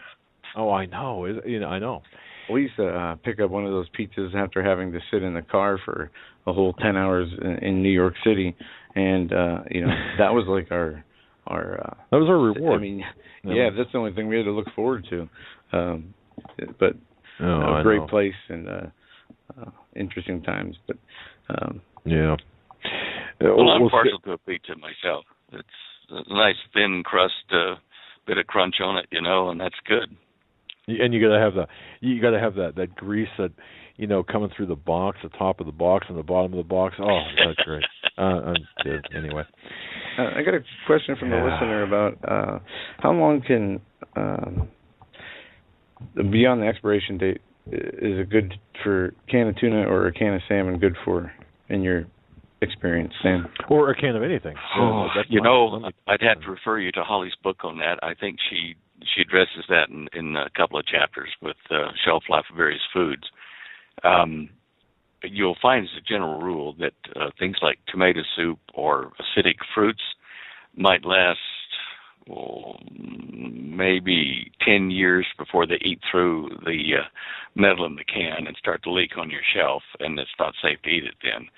But as far as fish, I think we had tuna surprise today that Holly made, kind of an experiment, and it was from canned tuna that we've had for 5-6 years, and we've got canned hams, the Plumrose hams, and I think that they'll last a great long time as long as you don't breach the can. Okay. To be exact, I don't know, but certainly a number of years. So, and I'm glad, Joe, you brought that up, because I've been getting a lot of questions like that too, and via email, and even I know in our pantry, and with our limited supply of canned goods, that we'll pick something up at the store. I saw a can of you know what, I'm not even sure what it was. Yeah, I think it was Progresso soup. It was Best Buy. September 2014. So now here it is, 2015 in February. The can's been stored in a cool, dry place. It's got no rust on it. It doesn't have any bulges, cracks, seams, or any dents. I mean, it doesn't mean you should throw that can out, right? If it's 6 months. No, if the lid doesn't bulge, you haven't got botulism in there. If it doesn't outgas when you open it, then it's probably pretty safe. I mean,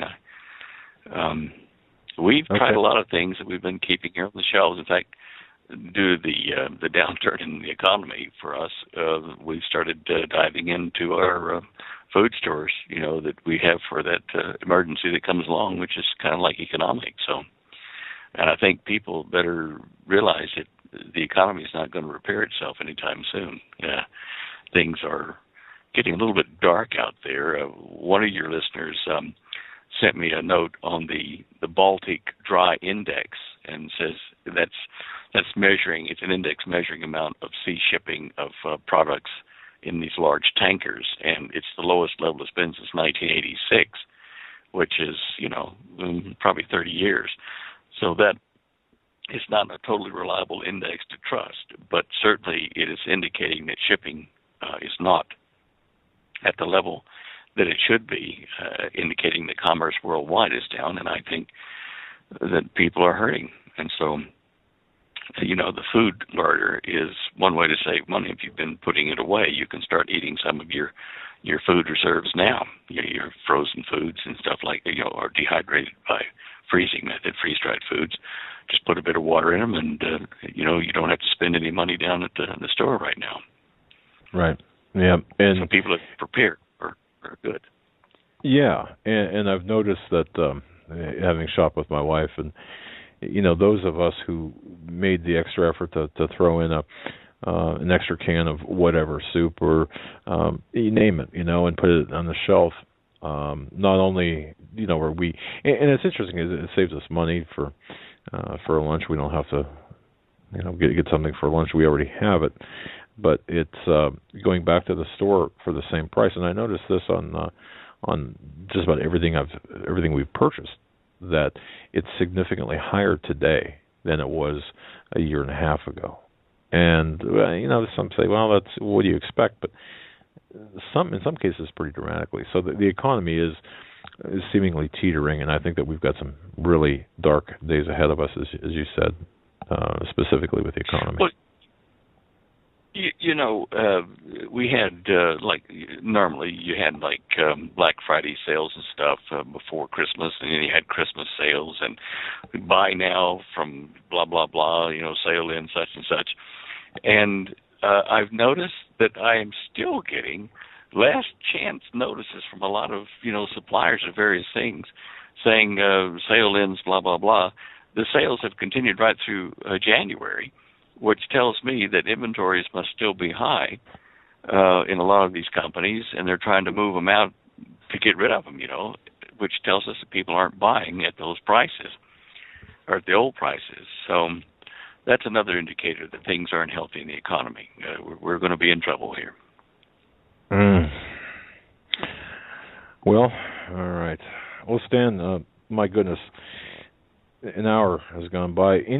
What's on your radar? Anything that we should know about before we cut you loose here? I mean, your radar covers a lot of ground. So, anything we didn't touch on that we should be? Oh, gosh, I think we've covered most of the things that I've been watching here. Been a little bit sidetracked with various, family projects and things at the moment. We got a little bit of spring cleaning going on early here, so been repairing solar lights out in the front yard and, cleaning the glass on the lights out in the front of the house. Those are the high things on my honey-do list, so I finally got all that finished today. Well, you be careful out there. Oh, yeah. I managed to drop one of the little pieces of glass and break one of the little panes that goes in the thing up on the outside of the house, but it's only a small thing, but nearly dropped off the ladder trying to catch it. So. I did the same. You know what? I did the same thing last fall. Those little panes that go in the lights that you take out to replace a light bulb or to clean. Yeah, I dropped one right on the driveway, man. That thing just shattered. Oh, my goodness. Yeah, I hear you. Well, I had to do 5 of those lights, and after the first one, fortune happened on the first one, I thought, it'd probably be smart if I put a towel or a mat down there underneath so it could fall on that. So I put a towel and a mat down underneath the ladder every place it went after that, and I didn't drop any more after that. Yes. Well, that's good. And, I haven't tried to purchase a replacement for I just had I moved the panes of glass so that you can't see it, but I don't know if you've tried to purchase it. I did the same thing. Did you really? Great minds think alike. All right. Yeah. So all you guys, all you homeowners listening out there who clean their lights, outside lights, just and you drop a pane of glass, just switch them around. You know what I'm talking about. Wow. Okay, guys. Okay. All right. Well, look, I'm going to skip next week. I've got a birthday coming up, and so it's on the same day as the show. So Holly's asked me to skip that, so I thought I'd tell you in advance. We want to wish you a very, very happy birthday, and all listeners. So much for our surprise party. Yeah, surprise party. We're gonna fly out there and surprise you, right? Yeah. Do a remote live remote from your house, right? Oh my goodness. Hey. Great stuff. Great stuff. Hey, God bless you, my friend. So 2 weeks from today, you'll be back. That sounds great. That's right.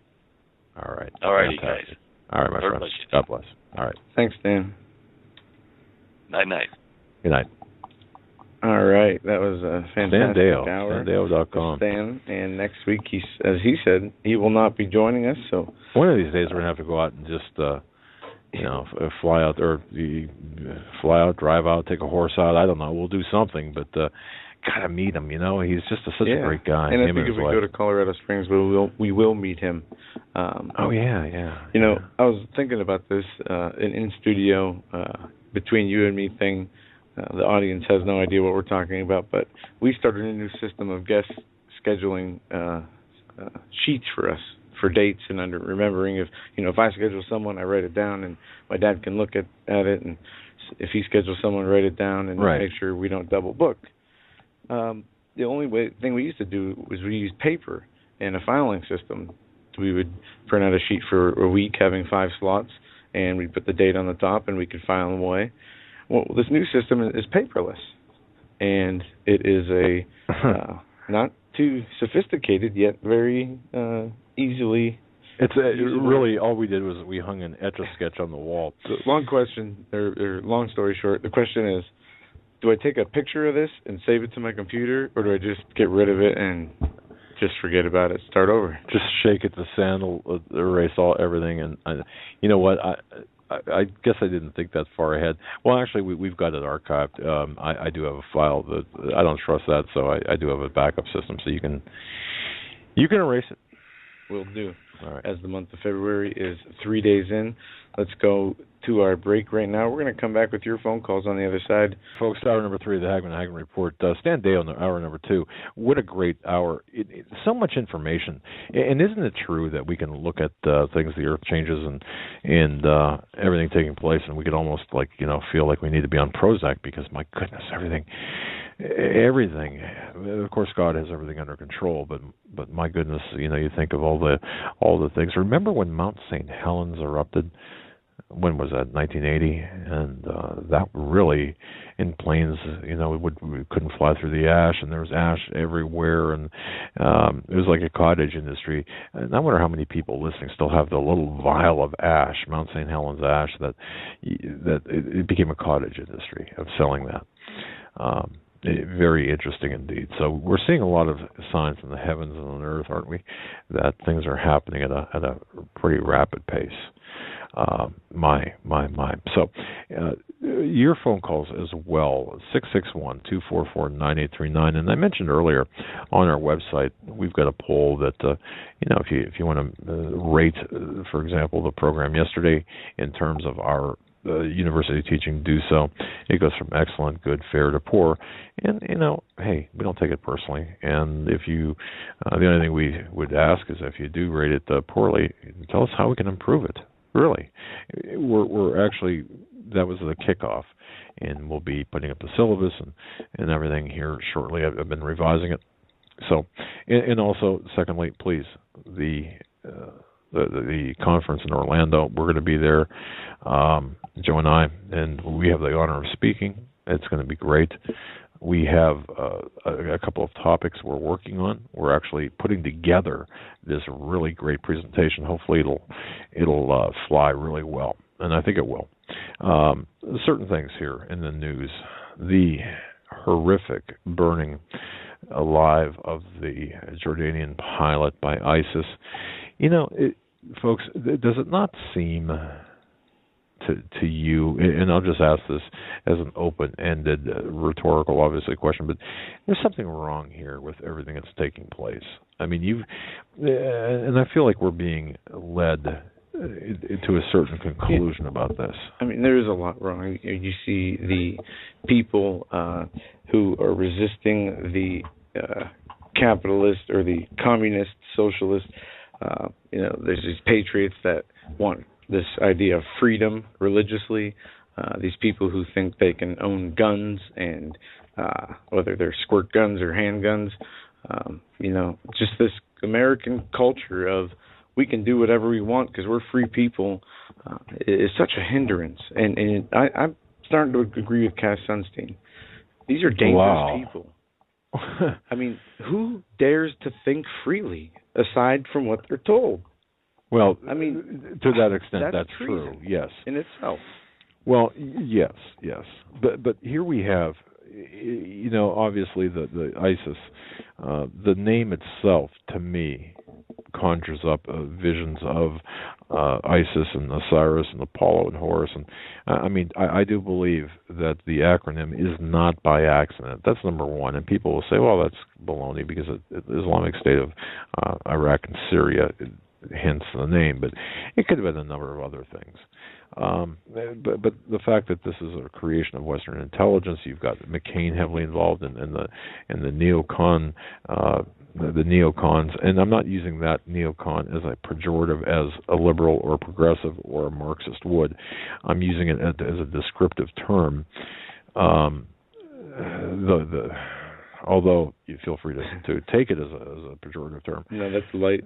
Trust me, that's a compliment compared to the true definition of what these people have done and what they believe in. A neo-Nazi maybe. There's a few names that are a lot closer to the truth than that. And with John McCain, Lindsey Graham, these people, Hillary Clinton, who absolutely hate freedom, who hate, the idea of America being a nation of by the people, for the people, as the founders initially created it to be. Right. Because as we know, the power can only be with the people in theory. We can say and we can tell the people or give them the appearance of having power through rigged elections, having their ideas being able to be heard from city council meetings to new laws that can be commented on if they object. But there won't be any remedy to, change things after it has been implemented, whether everybody opposed or not. They have the representatives who are tasked to be servants of the citizens to uphold the law in the best interest of those citizens. Unfortunately, what they do is take their power and abuse it so they can line their own pockets, help their own family members. And right. Not only that, they have don't even do anything to help the people a little bit. They, on the other hand, go along with the globalists to crush the people, the rights that they had, and they think this is all in a day's work and everything's okay. Well, I think it's fair to say, getting back to ISIS and the threat, what we're seeing on television, what we're seeing on the news, the headlines are dominating. I mean, it's horrific. For example, ISIS, it's horrific what they have done in Jordan, with their intended response perhaps, but it's the Hegelian dialectic here, I do believe. I truly believe that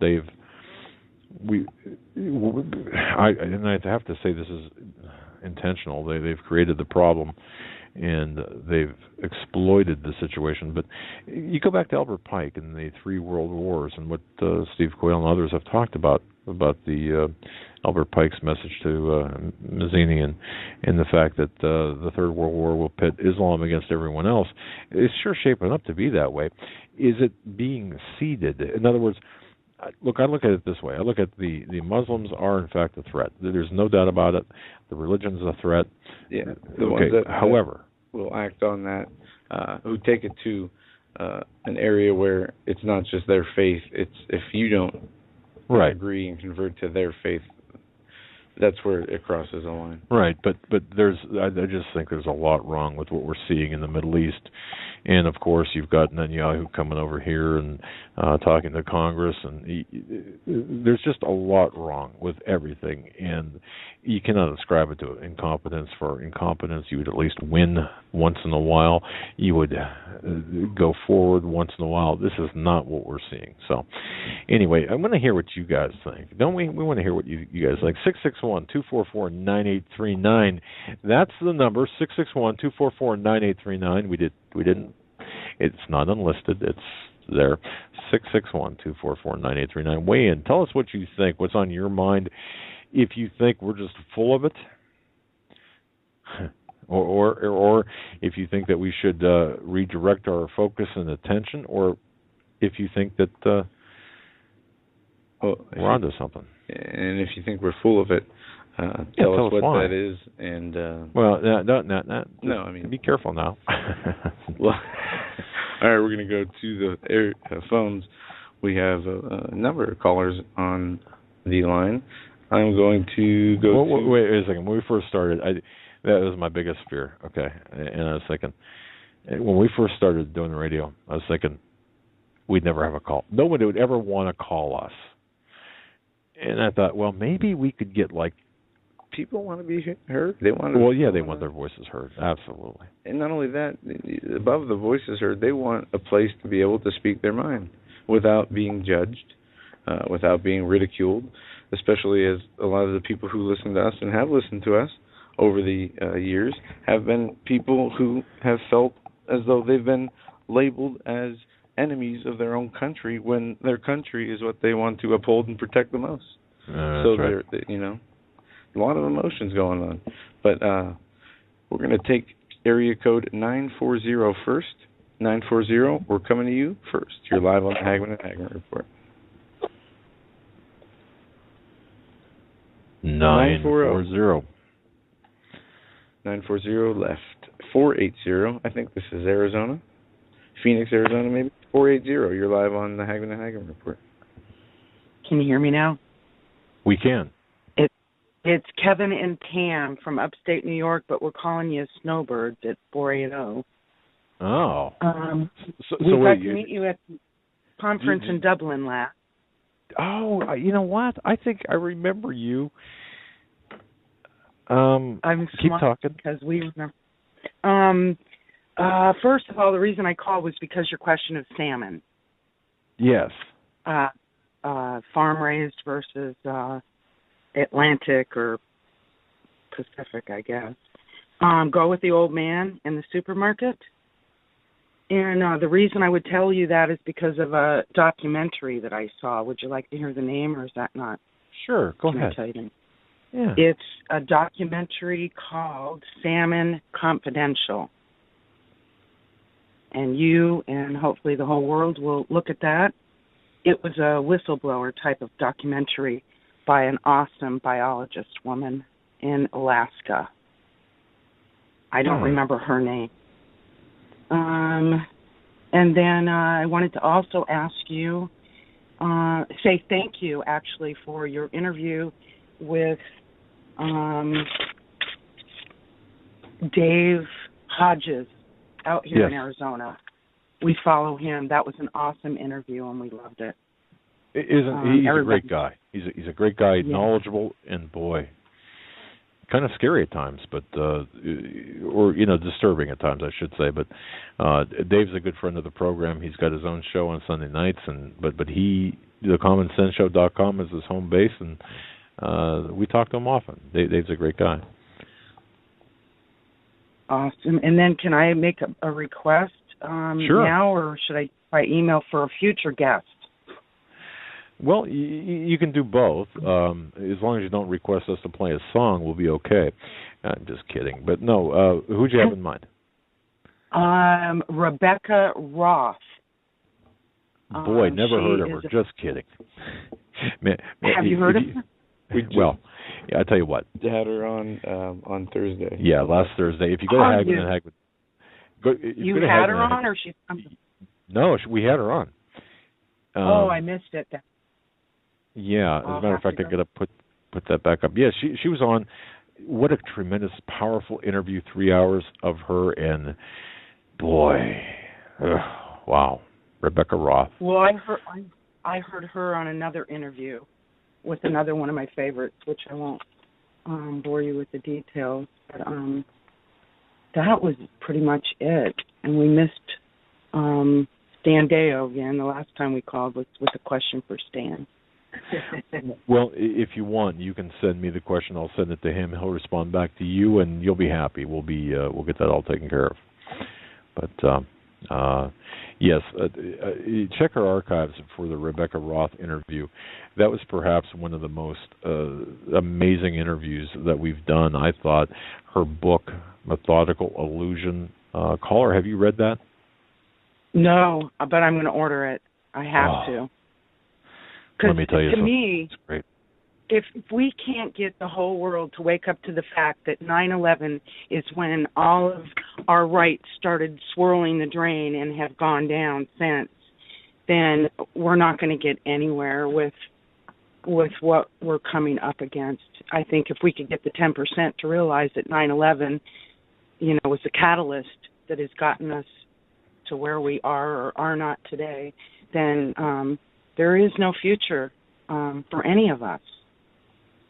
I totally agree with you. And, 9/11, I was a pretty hard sell. And Rebecca Roth, her interview... Don't give yourself credit. You were impossible.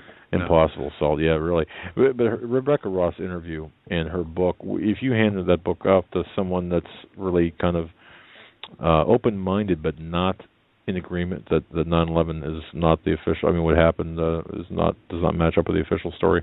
That book will change their mind. I can almost promise you that. So, yeah, the 29th is Rebecca Roth. I think we had her on the 29th. I'm sorry, 26th. So, give a listen. That's awesome. I will. All right. Thank you. God bless. Thank you so much for the call. God bless you. Oh. Yeah, and the question about salmon, it seems like such a trivial question, but if you eat a lot of, we'll say, salmon, and I know people who do, it can become a health issue. So it's not really a trivial question, I don't think. Not at all. 773, you're up next, and then 763 after that. 773, you're live on the Hagmann Hagmann Report. Hi, Joe. How you guys doing? Very well. Hey, I've been listening to you guys for about 3 years, and it's weird I finally got through for once. I wanted to mention something. I usually watch YouTube and discern videos on there, and I've been getting some unsettling advertisements here in the middle of videos of the forum for a YouTube channel called Become a Living God. On whose channel? On our channel? No, it's just on YouTube. Okay. Different videos. Yeah, it's I'm usually looking at religious type of videos and explanations, and kind of odd that YouTube likes to pop up Become a Living God channel, where the guy goes into the occult, how to conjure demons and stuff. And the fact that it's actually advertised on YouTube, it's the occult just blatantly in your face. Man, Become a wow. Did you ever follow the the YouTube link? channel? No. I thanks to you guys, I've kind of come out of the new world, new age kind of bull crap, and found the path to Jesus, to Christ, and been happy to stay away from that stuff ever since. We're going to. I just wrote that down. I want to follow through on that, because we're seeing a lot more new age slash quasi satanic advertising, and it's very subtle. So. And the thing is, I mean, it comes right out. There's no hiding that it's occultic, and the guy tells you that he'll teach you how to conjure demons and all other sorts of stuff, and it's advertised. It's not, you're not clicking on a link. This thing's coming up. You don't have a choice of whether or not to watch it. It's right there before your video starts, before you want to watch something on YouTube. Well, and that's why I talked yesterday about the satanic nature of what's coming, the infrastructure of the New World Order, because it really is the satanic, and it's very subtle satanic advertising, or very subtle satanic outreach that we're seeing. So, all right, brother. I think we. I just muted you for the sound. Yeah. Anything else before we cut you loose? All right. Well, I just want to apologize for the background noise. I work second shift, and I finally got your guys' number so I can call in and listen live. And you guys have made my month being able to talk to you guys live. I hope to be able to send you some emails and maybe some other rabbit holes you guys don't have enough to go down already. Anytime, my friend. Anytime. We like those rabbit holes. Sometimes we get bit in the nose, but oh well. Thank you, sir. It was our honor to take the call. All right. Thank you. Thanks. You have a good night. Yeah. We're going to go next to 263. 263, thanks for holding. You're live on the Hagmann Hagmann Report. I'm supposed to be next. You are next. You are next. You're live. Oh, 763. Joe, do you need glasses? 763, right? You said 263. Oh, I apologize. Right. That's why I was disappointed. But anyhow, thank you for taking my call. This is Deborah calling from Oklahoma. Nice to talk to you, Joe. Nice to talk to you. I have a couple. I'm the one who talked to you about what was happening at Tulsa with the alerts. And thank you for taking me seriously, because I am a very serious person, mostly too much, I think. But anyhow, I wanted to make a couple comments. First, thank you so much for having Rebecca Roth on. I so enjoyed her. What a passionate person. I mean, she was so filled with the Lord. It just encouraged me, just from that point of view. Well, it really, I listened to her interviews, her past interviews, and I'm biased, obviously, but I thought the one that she did with us was perhaps one of the strongest interviews that I've heard her do ever, and I was really impressed. It was excellent. She's an expert in her. I mean, she's an expert because that's where she works, and she was very good presenting the evidence. I'm a consultant, so I talk a lot to people, and you have to have a plan and lay out things. The other comment I wanted to make is I actually emailed Pastor Langford already about this and asked him if Hagmann Hagmann or he could do something like more like every Friday for 4 weeks. I wasn't with you guys when you did the thing for Syria last year, so you said that changed the world. I think I changed this month, the month of January. But in terms of spiritual help, in terms of changing the spiritual atmosphere in our nation, I don't know if you would consider doing like some consecutive Fridays again or something over the weekend. I hate to say the weekend because it takes away from your time, from your family time, but something to nourish everyone, because I felt listening to Steve and Pastor Langford that we were nourishing each other through speaking the word and listening to the word and praying together. I've listened to that 3 times already. Wow. You're referencing Saturday's show, correct? Correct. Okay. And that was the one that Joe did a great job. I mean, he kind of did it by himself, and I'm not trying to make you feel bad or anything, because it's not about that. It's about what happened during that show, that as a people we came together, prayed together, listened together, repented, fasted. I just felt a real spiritual tsunami in what was happening during that. And it really did make a difference in my life in terms of strengthening me and renewing my hope, and not in the government, not in what we can do, but in what our God can do. And there it is. It's, God will work through us. That's what I believe. And after listening to the archive of Saturday's show, not being able to listen to it live, unfortunately, but listening to the archive, I just felt very moved in the power. Really, the as Paul McGuire talks about the dunamis, the power is there within us, and hopefully, Pastor Langford can, in fact, do something like 4 consecutive weeks, because it's so sorely needed right now. And Steve Quayle, we're not going to find any political solutions to our spiritual problems. We need to change from the inside out. Amen. That is so true. And I did meet you at Whitestone, and I realize you don't remember me, but that is fine. But I do know that you take what you do so seriously, and I so appreciate that. And I pray for you and Joe and Steve and Dave and Russ and a lot of other people every day for protection for you guys, in addition to my family, to the remnant, because that is where our hope is in. Exactly.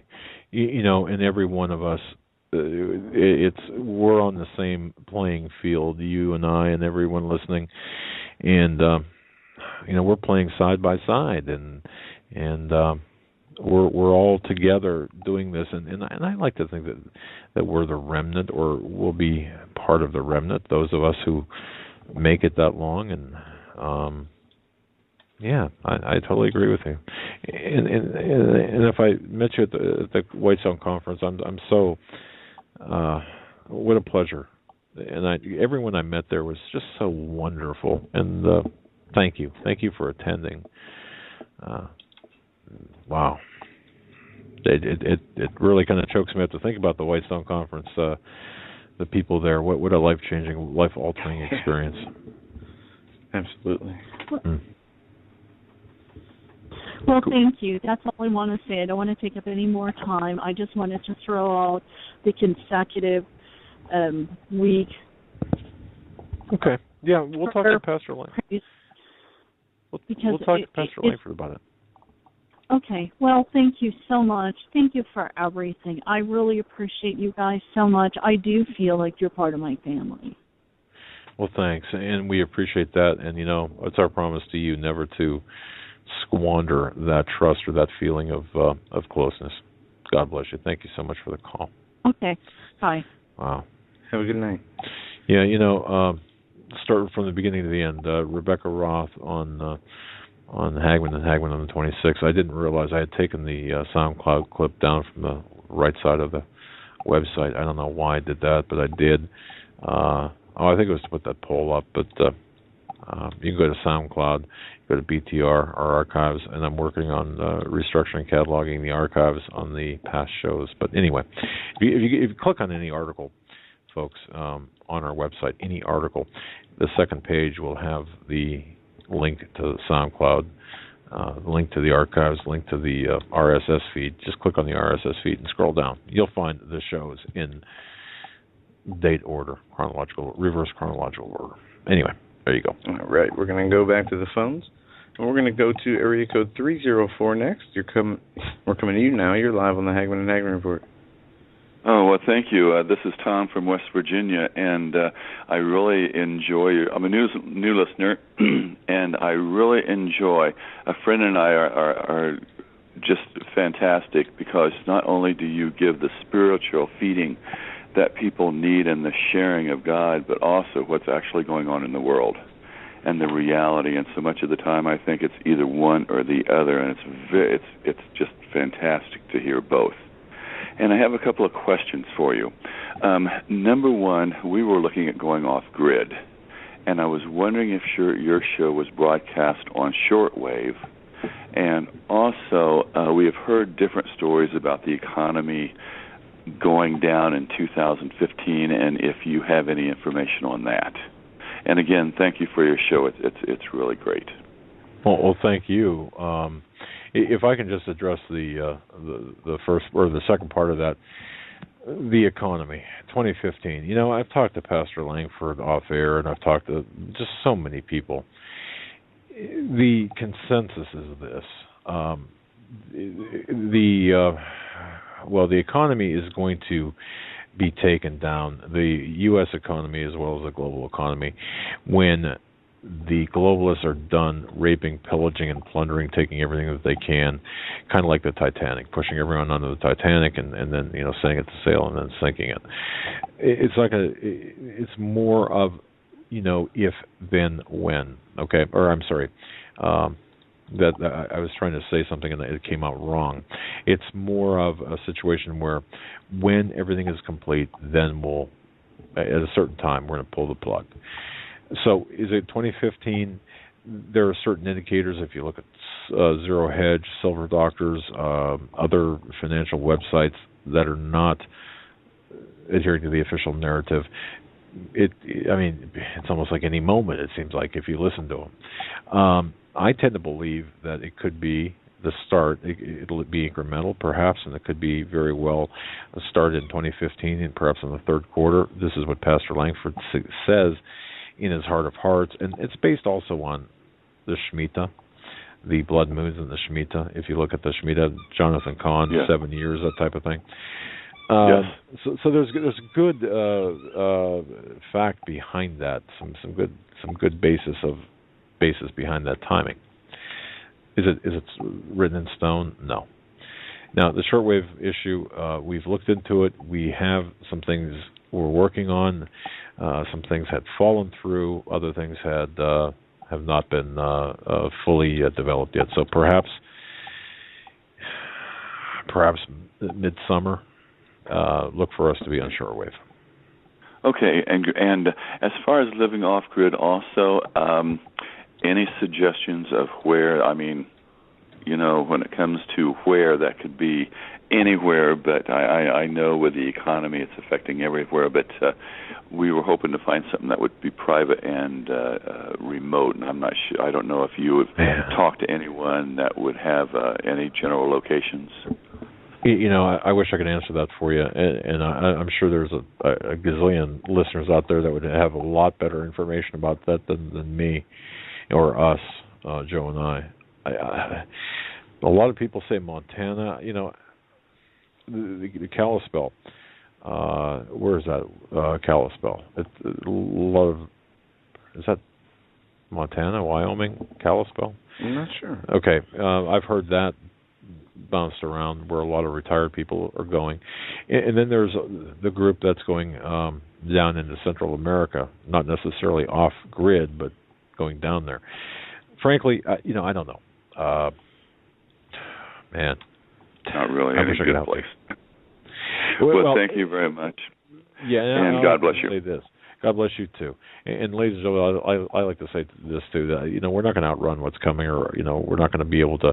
We're going to be able to move out of the way. We'll say out of the cities, but I look at really some divine spiritual guidance when it comes to that. So anyway. Yes, I agree with you wholeheartedly. Thank you. Thanks, man. All right. Thank you. Bye-bye. Have a good night. Some great calls, man. Great listeners. I just love it. All right, let's go to 509. 509. We're coming to you. Thanks for holding. You're live on the Hagmann Hagmann Report. Good evening, gentlemen. Hey. I'm going to start with a heavy heart and confess a sin today. Okay? Oh, man. Yeah, I have to. Lord laid this on my heart, too. He says, if you pray for me to speak to you so you hear me, do it. Well, today at the gas pump, putting fuel in a cousin's truck for him, the guy walks up, and before he even opened his mouth, I hear in my head, give him $20. Just give him $20. Well, he lays his spill out, and I reach in my pocket, and what do? I grab a 10. Intentionally grab a 10 and give him 10. And while I was on my way home, that little voice says, you didn't do what I told you to do. You sinned. So I'm confessing my sin, and it's about as public as I can do it right now, and saying, Lord, I'm sorry. Forgive me. And so that's taken care of. Thank you, Lord Jesus. The next is on your new project, and pretty much everything you do, I think you're full of it. You're full of the Holy Spirit. You're full of the Holy Spirit. And please continue to spread it around. We love it. Okay. Wow. So I have to say it that way because I knew I'd throw you for a loop. I hope I did anyway. You did. I thought, well, thank you for being honest, but yeah. Well, anyway, and next on the salmon. Okay, my understanding on the salmon is you want Pacific salmon right now because Pacific salmon is not Atlantic, you want Atlantic salmon, not Pacific salmon, where the radiation is. All right. Now, the farmed salmon, the food, or at least a good portion of it that they feed these farmed salmon is gathered from when they clean and process the wild salmon out of especially the Pacific Ocean. So all of that radiation that is in the wild salmon is concentrated in the food fed to the farmed salmon, so you can actually get a bigger dose of radiation from a farmed fish than you can a wild fish. Boy, that was... You're coming very close to the admonishment by that gentleman at the grocery store. Thank you for explaining it that way. That's what I figured he had told you. Yes, and I could not have related that so eloquently as you did. Very good. Wow. Interesting. You learn stuff. Thank you. I mean, and people might say, well, that's so trivial, but I'll tell you something. It's really not a trivial matter when you're talking about food and what you eat. So. Well, no, it's not trivial. It's just like GM foods. GM food in, GMO people out. People have got to wake up and think. You just got to wake up and think. That's right. That's all there is to it. God gave us a brain. He gave us a brain for a reason. It wasn't just to be rebellious. He gave us a brain to think with and to try to do the best we possibly can and rely upon Him even in that. Because without His giving us the ability to clearly think, we don't have it. Correct. And if we give it up to the government and to the vaccine specialists and whoever is whispering in our ear that isn't God, we failed. And it's not God's fault. Very true. And so well said, very eloquently said. Thank you. My brother, thank you, gentlemen. You've confessed. I'm not exactly sure. Well, if it was on your heart, then in fact, you did need to. But, wow. No, I had to. Believe me, I did. Lord said, whenever I was waiting on the phone, He goes, okay. He goes, are you really sorry? Then tell the world. And this is about as close as I can get.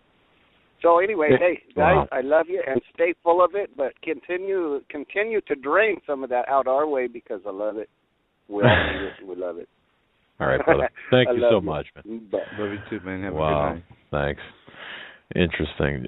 Joe, this, wow. When he said you're full of it, I thought, wow. I mean, it was refreshingly, I thought, that's okay. All right, we continue with the calls because we do have a few more. All right. Many more, and I don't think we're going to get to all of them. We'll try as many as we can. 210, you're up next. 210, you're live on the Hagmann Hagmann Report on this Tuesday evening. Hi, thanks for taking my call. Sure, what's up? The Super Bowl, I see CNN talking about those fish, and you have to understand that with the fish and the checkerboard, that ties back to Katy Perry's previous videos. Yeah, and the Wide Awake. If you look at the Wide Awake video, at the beginning of it is a clip of California Girls, and at the end of it is a clip of Teenage Dream. So Wide Awake tells us that there's 3 videos in a row telling the story.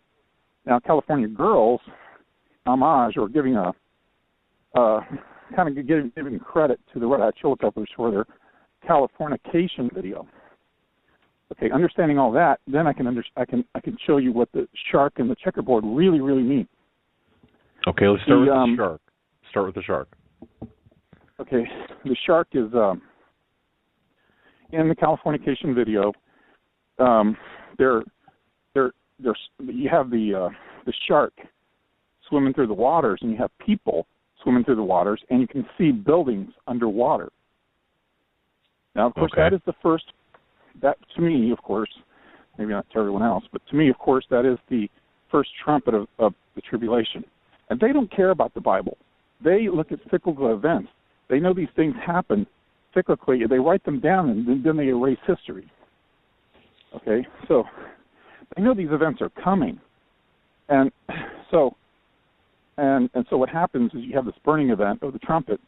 It slightly elevates the sea level because it's a little bit hotter for 3 or 4 weeks.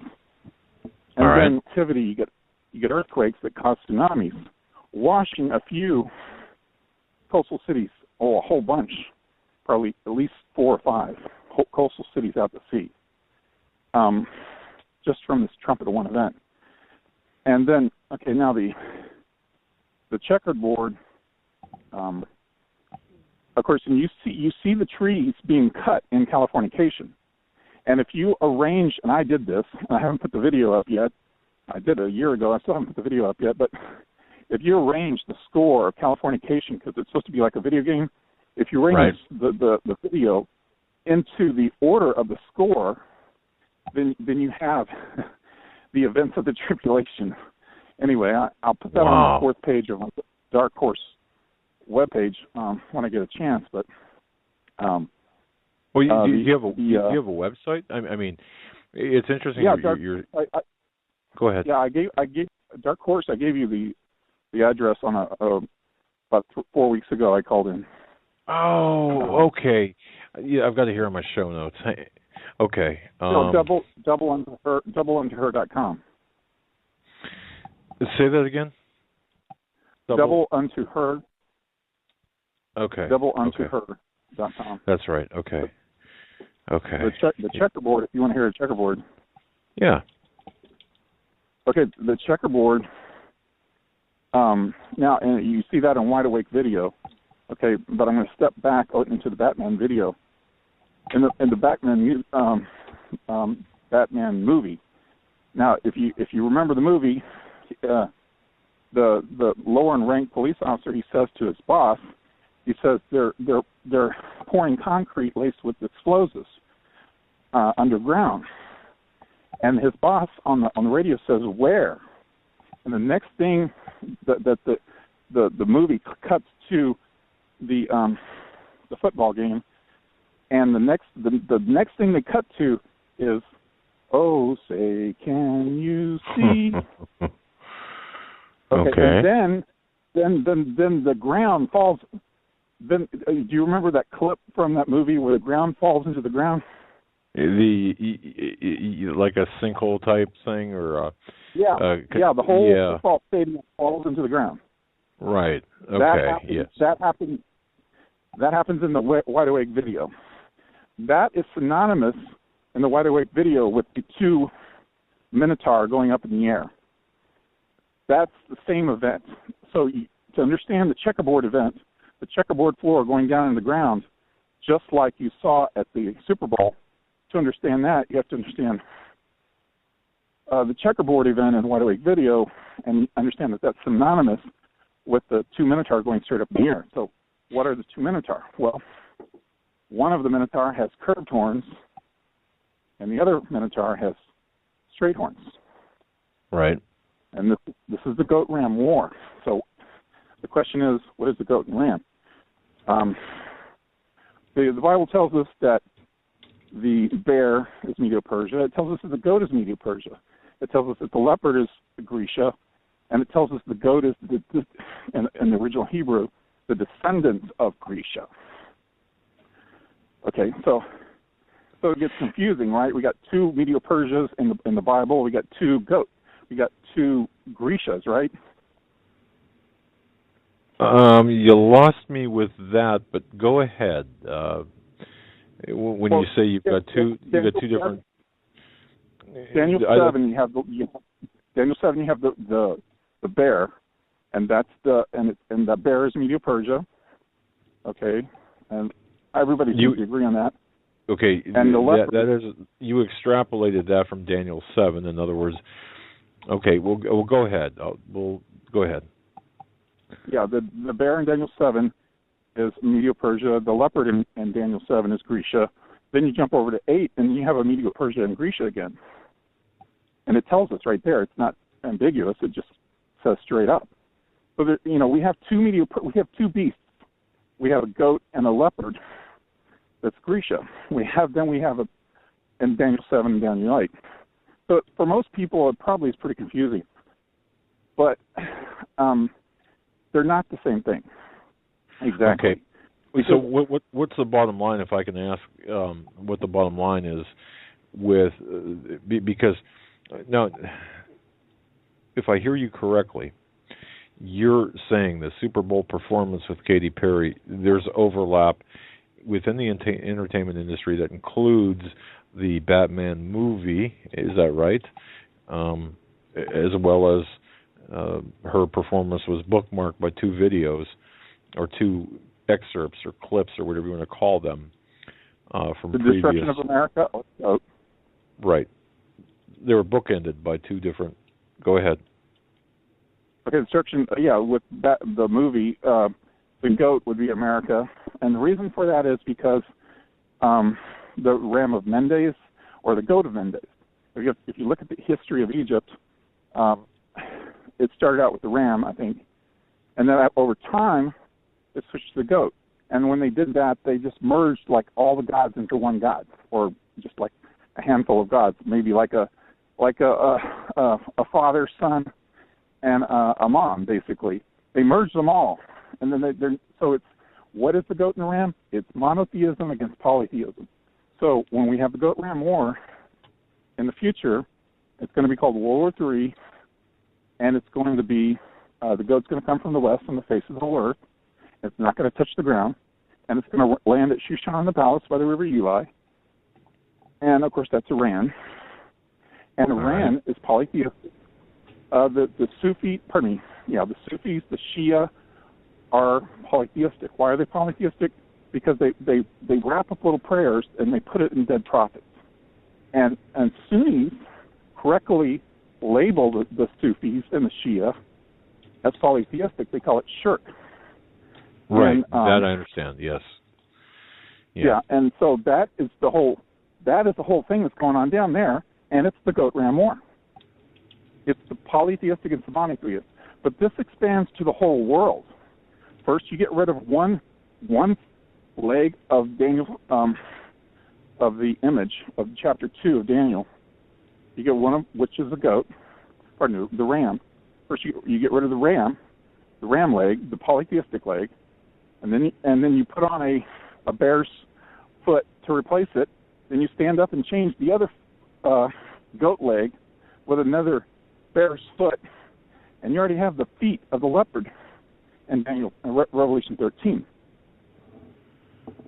So it's very complicated, extremely complicated, and the problem, the reason why it's not understood, is the mistranslation of Daniel's daily, the mistranslation in Daniel 8 mostly, Daniel 8.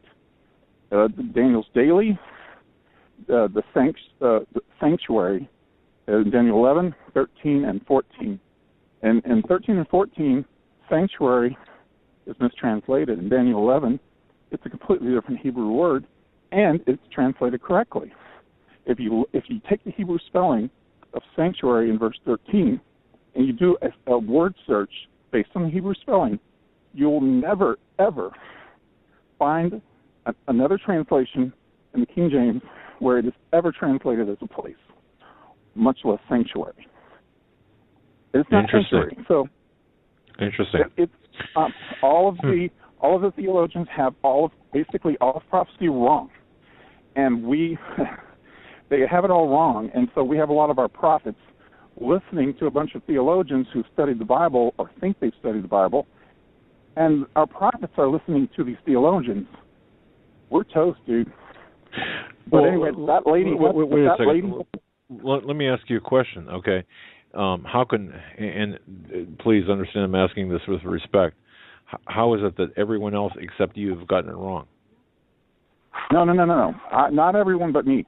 This is so easy to figure out. You can do it. You can take those words that I just showed you, and then you go and you figure out, and then you follow the logic of where, and then do this little exercise. Let's take those words that I told you, figure out what I figured out, and then ask yourself, where did they come up with the idea that the tribulation is 7 years? And then figure out how they came up with that. And it will lead you back to Daniel. Caller, I got to cut you short, buddy. I got to cut you short. We got about 15 seconds left of the program. Pastor Langford does talk about the 7-year issue, not necessarily being 7 years. Thanks for the call, my friend. We can get into this more tomorrow. In fact, we will. Yeah. All right. Folks, we're at the end of the program. Tomorrow night, we're going to be hitting some more university stuff, as well as Thursday, Nathan Leal. Friday, Ted Broer. Oh, it's going to be a great week. God bless you, each and every one of you. Thank you so much for listening. Thanks for being part of our program for our lives. And until tomorrow, stay safe and God bless. Thanks, Joe, for everything. Talk to you tomorrow. Oh, but folks, by the way, hey, order your Pro Flowers, man. Guys, listen to me. Get your flowers for your cheap Pro Flowers. Easy. www.proflowers.com. Go to hagmanhagmann.com. Go right to the Pro Flowers icon right on the bottom there. Folks, guys, you got to do it. Oh, and what a great product. What a great company. Proflowers.com. Thank you so much. God bless. Good night.